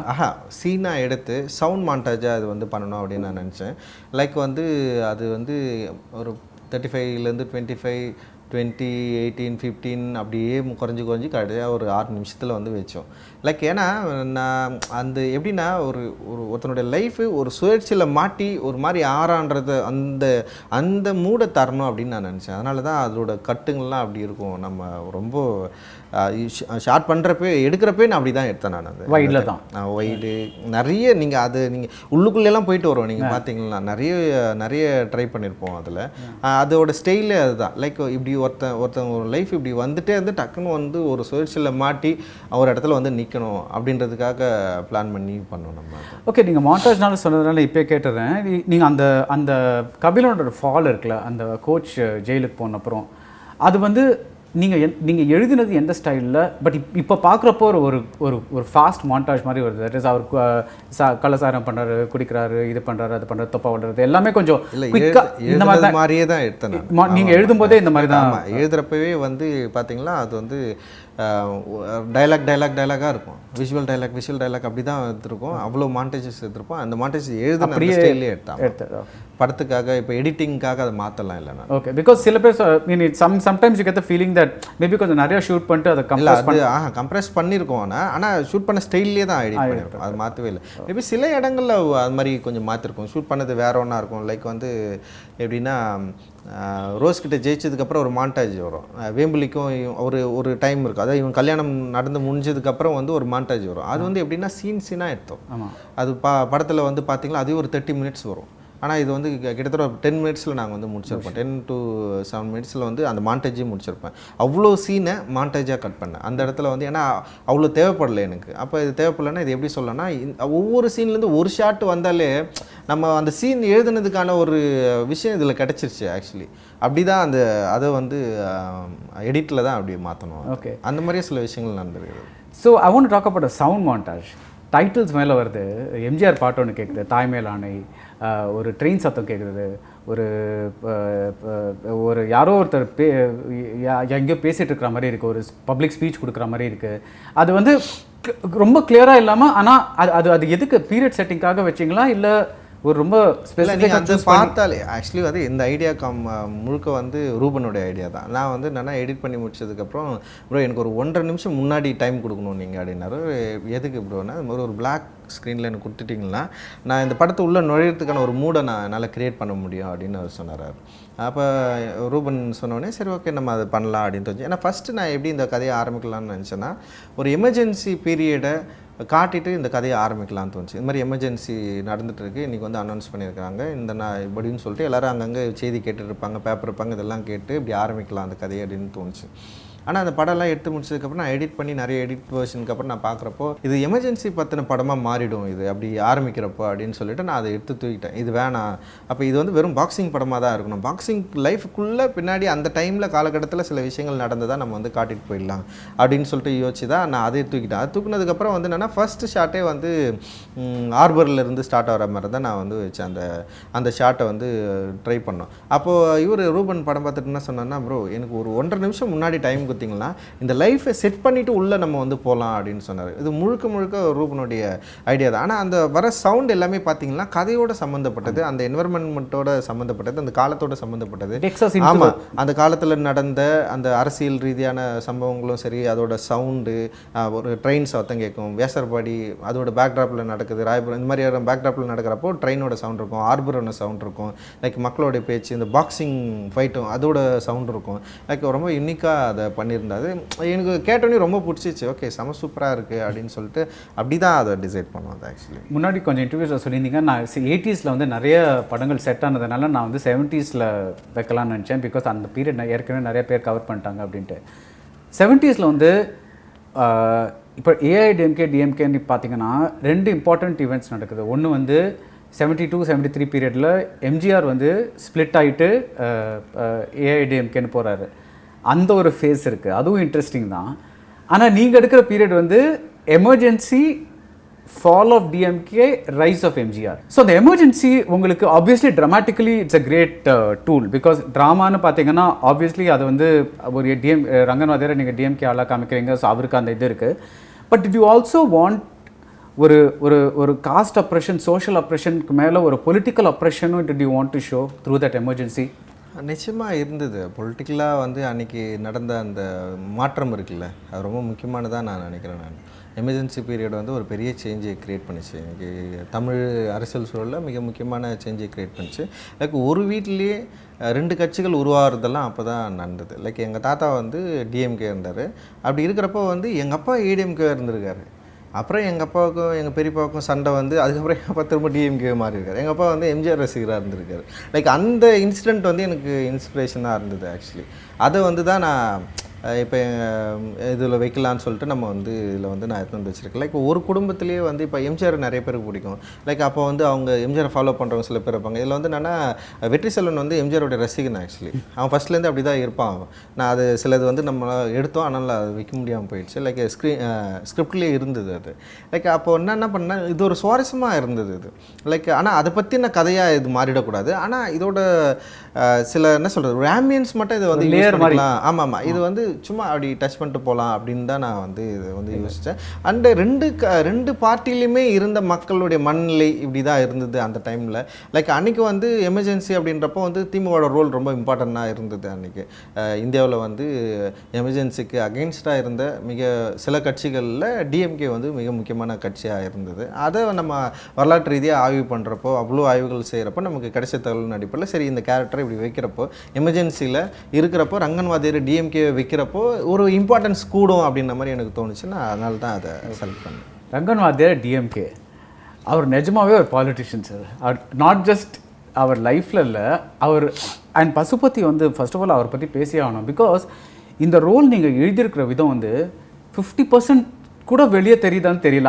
அவர் மூளைக்குள்ளே என்ன நடந்துகிட்ருக்கு, என்ன ஓடிட்டுருக்குங்கிறது அவருக்கு மட்டும்தான் தெரியும்னு நினைக்கிறேன். நம்ம வந்து ஆடியன்ஸில் எல்லோரும் வந்து அவங்களோட இன்டர்பிரிட்டேஷன் தான் பண்ணிக்கலாம். ஃபார் எக்ஸாம்பிள் எனக்கு என்ன தோணுச்சுன்னா, ரங்கன் வாத்தியார் தான் வந்து அவருக்கு தெரியும் நான் மன்னிப்பு கேட்டால் கபிலன் டெஃபினட்டாக வந்து அவன் அம்மாவுக்கு பயந்துட்டு இருந்த கபிலன் வந்து டெஃபினட்டாக நான் சண்டை போடுறேன் வாத்தியார் அப்படின்னு சொல்லுவான். அந்த மன்னிப்பு வந்து ஒரு கால்குலேட்டட் மூவ் அப்படின்னு எனக்கு தோணுச்சு. நீங்கள் எப்படி எழுதுனீங்க? நான் அப்படின்னு நினைக்கல. எழுதல. உண்மையிலேயே வந்து ஒரு வைராக்கியமான வாத்தியார் அவர். ஓகே, இவங்கிட்ட ஆமாம் இவனுக்கு தெரியாமல் நான் கேட்காம பண்ணிட்டேன், நான் இங்கே வந்தது தப்பு தான், அது அப்படி தான் நான் அவர் கால்குலேட்டிவாக அவர் பேசல அவர். ஆனால் மற்றவங்க எல்லாமே கால்குலேட்டிவாக தான் இருந்தாங்க. லைக் வந்து டேடியாக இருக்கட்டும், இதெல்லாமே ஒரு கேம் இருந்தது. ஆனால் ரங்கன் வாத்தியாரை பொறுத்த வரைக்கும் அவர் ரொம்ப ஸ்ட்ரெயிட் ஃபார்வர்டாக தான் இருந்தார். அவர் வந்து என்னென்னா கேம் ரொம்ப சுயநலவாதி. என்ன கேட்டால் வந்து ரங்கன் வாத்தியார் வந்து ரொம்ப சுயநலவாதி. என்ன சுயநலன்னா அவர் பரம்பரை ஜெயிக்கணும், அந்த பரம்பரை ஜெயிக்கணுன்றதுக்காக தான் பெத்த புள்ள ஆசைப்பட்டால் கூட வேணான்னு நிராகரிக்கக்கூடிய ஒரு ஆள் அவர். அந்த அளவுக்கு வந்து தன்னுடைய பரம்பரை மேலே ஒரு பெரிய வைராக்கியம், ஜெயிக்கணும்னு ஒரு ஆர்வம் உள்ள ஒரு ஆள். அவ்வளோ இது வந்து ஸ்போர்ட்டாகவும் நீங்கள் எடுத்துக்கலாம், லைக் வந்து ரொம்ப சுயநலமாகவும் எடுத்துக்கலாம். லைக் அப்போ வந்து என்னென்னா தன்னை விரும்பாத ஒருத்தனை கூட வந்து அவர் ஸ்டேஜ் எடுத்து பார்க்கணுன்னு நினைக்கிறார். லைக் வந்து கபிலன் மாதிரி ஒரு ஆள் அவங்க அம்மா வந்து வேணான்னு சொல்லி சண்டை போட்டு இருந்தாலும் கூட அவன் ஆட்டத்தை பார்த்துட்டு இவனால் அடிக்க முடியுன்ற ஒரே காரணத்துக்காக தான் அவனை கூப்பிட்றாரு, நீ வாடா ஆட்டணும். அவர் வேறு எந்த யோசனையும் இல்லை, கூப்பிட்றதுனால அவங்க அம்மா கவலைப்படுவாங்களா இது பண்ணாலும் அதை பற்றி யோசிக்கவே இல்லை. அவர் வந்து இவனை வச்சு ஆடினா அவன் ஜெயிச்சிட முடியும், இவனை நம்மளால் உருவாக்க முடியும், ஒரு சிறந்த வீரன் அப்படின்றத அவன் ஆட்டத்தை பார்த்து அவர் பார்க்குறாருல்ல, அதுதான் அவர் மற்றபடி வந்து லைக் வந்து அவர் கேம் ஆடவே இல்லை. ரொம்ப ஸ்ட்ரெயிட்டாக தான் இருந்தார். இப்போ கடைசியில் கூட வந்து படத்தை இது ஜெயிலுக்கு போயிட்டு வந்ததுக்கப்புறம் வந்து அவனை பார்த்துட்டு வானான்னு சொல்கிறாருல, ரொம்ப நேர்மையாக தான் சொல்கிறாரு. அவருக்கு இந்த ஸ்போர்ட் மேலே இருக்கிற மரியாதை இருக்குது. இவன் வந்து திரும்பி வந்து எதுக்கு ஆட வரணும், அதான் கத்தி எடுத்துட்டாலாம் அப்படியே ஓட சொல்லுவாங்க. இவனாலாம் ஆட முடியாது. கேம்ன்றது அவருடைய அண்டர்ஸ்டாண்டிங். ஒரு வாத்தியாராக அவர் எப்படி தன்னுடைய மாணவர்களை பார்க்கணும், அவர் எப்படி அவர் வச்சுக்கணும் அப்படின்ற அந்த கேம் மேலே இருக்கிற தன்னுடைய அந்த இனக்குழு மேலே இருக்கிற ஒரு பெரிய பற்ற உள்ள ஒரு ஆளாக தான் நான் அவர் வச்சுருக்கேன். அது எக்ஸ்ட்ரீம் ஒரு சுயநலமாக தான் அவருக்கு இருந்திருக்கு. லைக் அது வந்து இப்போ நம்ம அது ஒரு வெறும் சுயநலம் மட்டும் சொல்லிட முடியாது. லைக் நான் ஒரு கேரக்டராக டிஃபைன் பண்ணுறப்போ சுயநலம் சொல்லுவேன் நான். ஆனால் அது வெளியிலேருந்து பார்க்குறப்போ ஒரு பரம்பரை மேலே இவ்வளோ வெறி கொண்ட ஒரு ஆளாக தான் நான் வந்து அவரை பார்க்குறேன் நான். பட் அவருக்குள்ள ஒரு ஈகோ இருக்கா? பிகாஸ் அவர் அவ்வளோ ரேஷாக ஒரு சவால் விடுறாரு ஆரம்பத்தில். அதாவது அந்த வேம்புலி ஜெயிச்சிட்டாரு, அதுக்கப்புறமும் வந்து அவங்க சொல்லாங்க சரி இதுக்கப்புறம் சார்பாட்ட இந்த ஜெயிக்கலன்னா சார்பாட்ட பண்ணால் அவர் வந்து ஓகேன்னு சொல்லிடுறாரு. லைக் ஆல்மோஸ்ட் இன்ஸ்டிங்டிவாக அந்த அது அது அது அது அவரோட எந்த கேரக்டர் காமிக்குது? நிச்சயமாக அதை தான் சொல்கிறேன். அவர் எப்படியாவது இது வெற்றி அடையணுன்ற வெறி தான் அவருக்கு. இதை வந்து இவங்களை அடிச்சு காலி பண்ணணும், அதுக்கு ஒரு வாய்ப்பு வேணும். அந்த வாய்ப்பு யோசிக்காமலே யோசிக்கிறாரு. யோசிக்காமலாம் பண்ணல அவர். டெஃபினட்டாக அது யோசனையோட சிந்தனையோட தான் பண்ணாரு. அந்த சிந்தனை என்பது ரொம்ப நேர்மையாக தான் இருக்குது. அவர் ரொம்ப கால்குலேட்டிவாக யோசிக்கலன்னு நான் சொல்கிறேன். ஓகே. லைக் இப்போ வந்து நான் வந்து உங்ககிட்ட வந்து ஒரு போட்டி நான் கேட்குறேன்னா, அந்த போட்டி என்னுடைய பலத்தின் அடிப்படையில், என்னுடைய அறிவின் அடிப்படையில் என்னால் இதை ஜெயிச்சிட முடியும் அப்படின்னு தான் நான் நம்புறேன். தவிர உன்னை எப்படினாலும் உன்னை தோக்கடிக்கணும்னு நினைக்கிறது கிடையாது. அவர் தான் வெற்றி பெறணும்னு நினைக்கிற ஒரு ஆள். எதிரியை தோக்கடிக்கணும்னா தான் நான் வந்து வியூகம்லாம் வகுக்கணும். ஆனால் தான் வெற்றி பெறணும்னு நினைக்கிறவன் வந்து தன்னை பலப்படுத்திக்கணும்னு தான் நான் நினைப்பேன். அப்படிப்பட்ட ஒரு ஆள் தான் நான் ரங்கன் வாத்தியாரை நான் பார்க்குறேன். ஸோ அந்த ரங்கன் வாத்தியார் வந்து சரி நீ வேணான்னு சொன்ன அப்புறம் அவர் அந்த அந்த ட்ரைனிங் வந்து இப்போ வந்து கபிலனே வந்து தன்னை ரெடிப்படுத்திக்கணும். ஸோ அதுக்கு வந்து அந்த ராயப்பன் கேரக்டர் கிட்ட கொண்டு போகிறீங்க. அந்த அந்த அந்த ஆம்பியன்ஸ் எப்படி செட் பண்ணீங்க? ஃபார் எக்ஸாம்பிள் அவர் இப்போ fisherman, it's almost like Zen training. ஒரு யூஸ்வலாக வந்து ட்ரைனிங்னா பஞ்சிங் பேக் இருக்கும், ஒரு க்ளவுஸ் இருக்கும், பாக்ஸிங் இருக்கும், ரிங் இருக்கும், ஒரு ஸ்பாரிங் பார்ட்னர் இருப்பார். அதெல்லாம் ஒன்றுமே இல்லாமல் இதில் வந்து ஒரு ஆல்மோஸ்ட் இந்த முனிவருக்கு ஒரு சொல்லித்தர மாதிரி ஜென்னாக ஏதோ ஒரு சொல்லித்தராரு. அந்த ஐடியா உங்களுக்கு எப்படி வந்தது? சரி, அது ரொம்ப சர்ப்ரைஸ் தான். அது எனக்கு ரைட்டிங்கில் உருவானது தான் அது. லைக் வந்து இப்போ பரம்பரை சண்டையில் வந்து யாரோட பார்ட்டிசிபேஷன்லாம் இருக்குது அப்படின்னு யோசிக்கிறப்போ இவங்க அப்படின்றப்போ ஃபிஷர்மேனோட பார்ட்டிசிபேஷன் வந்து பயங்கரம். அவங்க வந்து நிறைய வந்து சார்பட்டா பரம்பரையில் பயங்கரமாக இருந்திருக்கிறாங்க அப்படின்றப்போ அது எப்படி நம்ம சரியாக பயன்படுத்தணும், அது எந்த இடத்துல வரணும் அப்படின்னு எனக்கு ஒரு ஐடியா இருந்தது. லைக் ஒரு கேரக்டராக ஒரு ஸ்ட்ராங்காக ஒருத்தர் உள்ளே கொண்டு வந்து அவரை ரொம்ப ஸ்ட்ரென்தன் பண்ணணும் அப்படின்ற மாதிரி நினச்சிருந்தேன். ஃபஸ்ட்டு மீரான் நான் அப்படி தான் வச்சுருந்தேன். மீரான் வந்து ஒரு ஃபிஷர்மேன் கம்யூனிட்டிலேருந்து வந்து விளையாடுற ஒரு ஆளாக வச்சுருந்தேன். முஸ்லீமாக மாற்றினோடனே சரி அவர் கொஞ்சம் நான் வேறு மாதிரி வச்சுட்டு சரி ஓகே இந்த கேரக்டர் நம்ம எங்கே ஃபிக்ஸ் பண்ணலாம் அப்படின்னு சொல்லிட்டு யோசிக்கிறப்போ வந்து என்னன்னா அப்போ இவன் ஒன்றுமே இல்லாமல் போகிறப்போ தன்னை அறிவதற்கு ஒரு தத்துவம் தேவைப்படுது அவனுக்கு. அந்த தத்துவமாக ஏன் நம்ம வந்து இவங்க மாதிரி ஒரு கேரக்டர் நம்ம வந்து உருவாக்கக்கூடாது அப்படின்னு தோணுச்சு. லைக் வந்து நீங்கள் பார்த்தீங்கன்னா ஃபஸ்ட்டு அவர் காட்டுறப்போ ஒரு ஃபிஷ்ஷிங் பிடிக்கிற ஒரு ஆளாக தான் நான் காட்டியிருப்பேன். நான் அது எனக்கு ரொம்ப நாள் ஒரு ஆசை கூட எனக்கு. இப்போ ஃபிஷர்மேன் இப்போ திரைப்படங்களில் காட்டுறப்போ வந்து ஃபஸ்ட்டு காட்டுறப்போ என்ன பண்ணணும், கத்தி இப்படி சிறைக்கிற மாதிரி தான் காட்டுவாங்க. லைக் அது வந்து ரொம்ப ஒரு என்ன சொல்கிறது, சண்டை போடுற ஆட்களாகவும் கொலை இந்த மாதிரி தான் ஒருத்தர் கூட வந்து ஃபிஷ் பிடிக்கிற மாதிரி காட்டினதே கிடையாது. ஆனால் நான் என்ன பண்ணேன்னா ஃபஸ்ட்டு ஷாட்டே வந்து அவர் வந்து இந்த வலை போடுறதை தான் நான் வந்து காட்டியிருப்பேன். லைக் அவங்களோட லைஃப்பில் அது எவ்வளோ முக்கியமானது, அவர் பேசுகிற வார்த்தைகள் எவ்வளோ ரொம்ப முக்கியமாக இருக்குது. லைக் வந்து ஃபிஷர்மேன் வந்து அந்த பாக்ஸிங்க்கு தயாராகிறத வந்து நான் வந்து கேள்விப்படுறப்போ ரொம்ப இயல்பாகவே அவங்களோட உடல் வந்து அதுக்கு வந்து இலகுவாக இருக்கும் அப்படின்னு வந்து கேள்விப்பட்டேன். லைக் வந்து நிறைய துடுப்பு போகிறதுனால அந்த குளிர் டைமில் வந்து அவங்க கடலுக்கு போகிறதுனால கடலில் இதில் உப்பும் அதுவும் வந்து உப்பு காட்டும் அதுவும் சேர்ந்து அவங்களோட உடம்புகளை வந்து முறுக்கேறி வச்சுருக்கோம் அப்படின்னு சொல்லி அப்போ வந்து என்னென்னா ரொம்ப இயல்பாகவே தன்னுடைய இப்போ வெளியில் இருக்கிறவங்களுக்கும் அதாவது லேண்டில் இருக்கிறவங்களுக்குமான ப்ராக்டிஸ்க்கும் இவங்களுக்குமே பெரிய வித்தியாசம் இருக்குது, பயங்கரமாக இருக்குது. அப்போ இந்த ப்ராக்டிஸ் தன்மையை நம்ம ஏன் காட்டக்கூடாது? லைக் வந்து கடல் உப்பு தன்மையோட கடல் குளிர் காற்றோட கடல் உருவாக்குற ஒரு ஆம்பியன்ஸ் இருக்குது இல்லை, கடல் கொடுக்குற ஒரு மனநிலை இருக்குதுல்ல, அது கிட்டத்தட்ட ஒரு ஜென் மாதிரி தான் அது. அப்போ அது கூட நம்ம ஏன் வந்து இந்த பொசிஷனை வச்சு நம்ம வந்து உருவாக்கலாம் அப்படின்னு தோணுச்சு. லைக் பயங்கரமாக ஒர்க் அவுட் பண்ணுற மாதிரி கூட நம்ம காட்டிருக்கலாம் எனக்கு. ஆனால் அதில் ஒரு சின்ன பயமும் இருந்தது, என்னடா இப்படி ஒரு தொப்பை வச்சுனுக்கிறோம் வந்து இந்த இடத்துல வந்து இப்படி ஒரு சின்ன எக்ஸசைஸில் உடம்பு மாறிடுமா அப்படின்னு மக்கள் நம்புவாங்களா அப்படின்லாம் நான் யோசித்தேன். ஆனால் அதை அக்செப்ட் பண்ண விதம் லைக் அந்த கேரக்டரை பிடி தாத்தான்ற கேரக்டரை வந்து மக்கள் ஏற்றுக்கிட்ட விதம், லைக் அவரோட ஸ்டைலு, லைக் அவரை நடிக்க வைக்கிறப்போ அவருக்கு அவருக்கு நிறைய பேசவும் சரியாக வரல. ஆனால் ஒரு ரியல் பாக்ஸர் அவர்கிட்ட தான் நான் கற்றுக்கிட்டேன். நான் கஜபதி மாஸ்டர்னு சொல்லிட்டு இதில் ஐசிஎஃப்பில் வந்து ட்ரைனிங் கொடுப்பாரு. நான் அவர்கிட்ட தான் போயிட்டு அந்த பீடி ஆமாம் அவர்கிட்ட தான் நான் பாக்ஸிங் கற்றுக்கிட்டேன். ஒரு 3 மாதம் 4 மாதம் அவர் கூட வந்து நான் இருந்திருக்கேன். அவரோட ஸ்டைல் எனக்கு ரொம்ப பிடிக்கும். லைக் ஆனால் ஃபஸ்ட்டு இதில் நடிக்க வேண்டியது வந்து ஆறுமுகம் தான். ரியல் பாக்ஸரை தான் நான் பண்ண வச்சேன். ஃபிஷர்மேன் கம்யூனிட்டியில் இருக்கிற பாக்ஸர் ஆறுமுகம் அவரை தான் நான் நடிக்க வைக்கணும்னு ஆசைப்பட்டேன். ஏன்னா வந்து அவரை நடிக்க வைக்கிறப்போ வந்து இன்னும் ரியாலிட்டி இருக்கும், அவர் ஃபிஷர்மேனாக இருக்கிறப்போ இன்னும் வந்து செம்ம சூப்பராக இருக்கும் அப்படின்னு தான் நான் யோசித்தேன். ஆனால் அவர் நடிக்க வச்சு பார்க்குறப்போ அவரால் முடியல. அவருடைய வயசு காரணம், லைக் அவரால் வந்து நிற்க கூட முடியல. அவரால் வந்து ஒரு அந்த அந்த அந்த டைமில் அவர் உடல் பிரச்சனை இருக்குன்னு நான் நினைக்கிறேன். அப்போ நான் என்ன பண்ணேன், அவரால் பண்ண முடியாதுன்னு சொல்லிட்டு தான் அவர் வேணான்னு சொல்லிட்டு இந்த இவரும் வயசானவர் பாக்ஸர், இந்த ஸ்டைல் இருக்கும். ஆனால் இவருக்கும் நடிப்புல கொஞ்சம் பிரச்சனை இருந்தது. அப்போ இவர் என்னவா பண்ணலான்னா வெறும் விஷுவலாக நம்ம பயன்படுத்திட்டு சில டயலாக்ஸை வந்து மேலே வந்து இம்ப்ரெஸ் பண்ணலாம் அப்படின்ற மாதிரி எனக்கு தோணுச்சு. லைக் அது ஒரு இன்னொன்று தன்னை ரியலைசேஷன் பண்ணுற டைமில் அந்த ரியலைசேஷனை யார்கிட்ட போய் ஒப்பு கொடுக்குறது இருக்குதுல்ல, அது பயங்கர முக்கியமானதாக நான் நினைக்கிறேன். அந்த படத்தில் ரொம்ப முக்கியமான இடமா பார்க்குறேன். லைக் அது வந்து என்ன சொல்கிறது, சூப்பராக ஒர்க் அவுட் ஆகிருக்கு அப்படின்றப்போ ரொம்ப சந்தோஷம் எனக்கு ஆக்சுவலி. இந்த மாரியம்மா கடைசியில் ஒரு ஒரு ரொம்ப இம்பார்ட்டண்ட்டாக ஒரு லைன் சொல்கிறாங்க. சிரிக்க ஆரம்பிச்சிட்டிங்க நீங்கள்? இல்லை ஜாலியாக என்ஜாய் பண்ணி எழுதுனது தான். இல்லை அவங்க என்ன ரொம்ப ரொம்ப ஒரு இம்பார்ட்டன்ட் லைன் சொல்கிறாங்க. இது வெறும் விளையாட்டு தானே, தோத்துப்போ, இதா யார் mean let the better man வின்னு சொல்லுவாங்கள்ல, அந்த மாதிரி அவங்க சொல்கிறாங்க. பட் அவன் சொல்கிறேன், என்னடி சொல்கிற, சார்பாட்ட பரம்பரை அவருக்கு, நீ ஏன் பரம்பரைத்தையும் மானையும் இழுக்கிற, இது ஸ்போர்ட் தானே, இது வெறும் விளையாட்டு தானே, இதில் எதுக்கு இழுக்கிறேன்னு சொல்கிறாங்க. அந்த ரொம்ப அது எனக்கு ரொம்ப ப்ரொஃபவுண்டாக அது தோணுச்சு. அது ரொம்பவே மீனிங்ஃபுல்லாக இருந்த மாதிரி ஒன்று தோணுச்சு.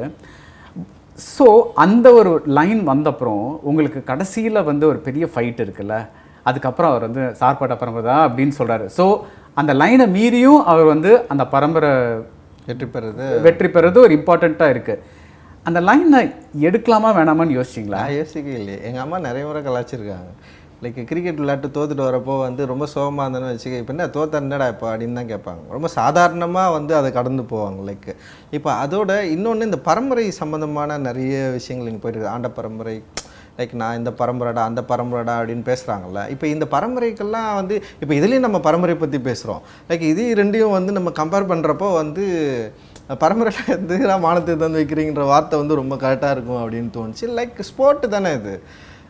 அதில் ஒரு டைலாக் வச்சுருப்பேன் முன்னாடியே, வெற்றின்றது ஒரு ஆட்டத்தில் ஜெயிக்கிறது இல்லை, தொடர்ந்து ஆடினே இருக்கிறது தான், தன்னுடைய இருப்பை தக்க வைக்கிறது தான் வந்து நான் வெற்றியாக நான் நினைக்கிறேன். வெற்றி தோல்வி கிடையாது. இப்போ நான் ஒரு 4 படம் எடுக்கிறேன்னா ஒரு படம் தோத்துச்சு இன்னொரு படம் ஜெயிச்சுது அப்படின்றது கிடையாது. என்னோட மீன் பண்ணுறது நான் என்ன படம் எடுத்துன்றது தான் நான் யாருன்னு சொல்கிறது. நான் ஒரு 4 படம் வெற்றி படம் எடுத்துன்றது. இப்போ வெற்றி படம் எடுத்து எவ்வளோ இயக்குநர்கள் இருக்கிறாங்க, இப்போ அவங்களாம் யாருன்னு சொல்லிட்டு மக்கள் வந்து ஃபாலோ பண்ணுறாங்களா அப்படிலாம் கிடையாது. நம்ம என்ன பேசுகிறோம், நம்முடைய இருப்பு, நம்ம வாழ்கிற காலத்தில் நம்ம என்ன மாதிரியான ஸ்டேட்மெண்ட்டை க்ரியேட் பண்ணுறோம், என்ன மாதிரியான விஷனை வைக்கிறோம், நம்ம வந்து யாரை எம்பவர் பண்ணுறோம், இப்போ இதெல்லாம் ரொம்ப முக்கியமானதாக நான் நினைக்கிறேன். லைக் அதை நம்ம வந்து பண்ணாலே சரியாக இருக்குது. ஆனால் அதுக்குள்ளே எடுத்துகிட்டு வந்து இவ்வளோ பெரிய ஈகோஸ்டிக்குள்ளே கொண்டு வந்து லைக் நீ பெரியவன் நான் பெரியவன் அப்படின்ட்டு இது எல்லாமே அரூபமானது. நீங்கள் நீ பெரியவன் நான் பெரியவன் சண்டை என்ன படிக்க கடைசியில் அதானே நடக்குது.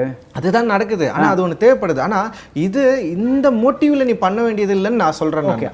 இதுதான் நான் அவங்க சொல்கிறாங்க. என்னன்னா வந்து உன்னுடைய வெற்றி அப்படின்றது வந்து உன்னை வந்து நீ பலப்படுத்திக்கிறதுக்காகவும் உன் இருப்பை வந்து தக்க வச்சுக்கிறதுக்காக மட்டும்தான், இன்னொருத்தனை தோக்கடிக்கிறதுல கிடையாதுன்னு நான் சொல்கிறேன். நான் இப்போ அந்த தோக்கடிக்கிறதுல அவங்ககிட்ட நீ தோத்துட்டேன்னு சொல்லிட்டு நீ எதுக்கு நீ வந்து அசிங்கம் பண்ணணும்? நீ அவங்ககிட்ட தோக்கவே இல்லை, நீ அந்த டைமில் சரியாக விளையாடல, நீ தோத்துட்ட. அப்போ நீ கவனமாக இல்லை. உன்னுடைய கவனம் உன்னுடைய பிரச்சனை வந்து நீ தோக்குறது அப்படின்றது வந்து எதிரியோட பலம் அப்படின்றது இல்லை, உன்னுடைய பலவீனத்தால் அப்படின்றது தான் ரொம்ப முக்கியமானது இங்கே. ஆனால் இதை நம்ம யாருமே யோசிக்கிறது இல்லைல்ல. அந்த ஒரு ஐடியாவில் தான் உருவானது. இன்னொன்று கலாய்க்கிறது தான் அது. பொதுவாக வந்து இங்கே பரம்பரைன்னு சொல்கிறாங்களே, அதையும் கலாய்க்கிற ஒரு தன்மை தான் அது. ரெண்டுத்துக்குமான ஒரு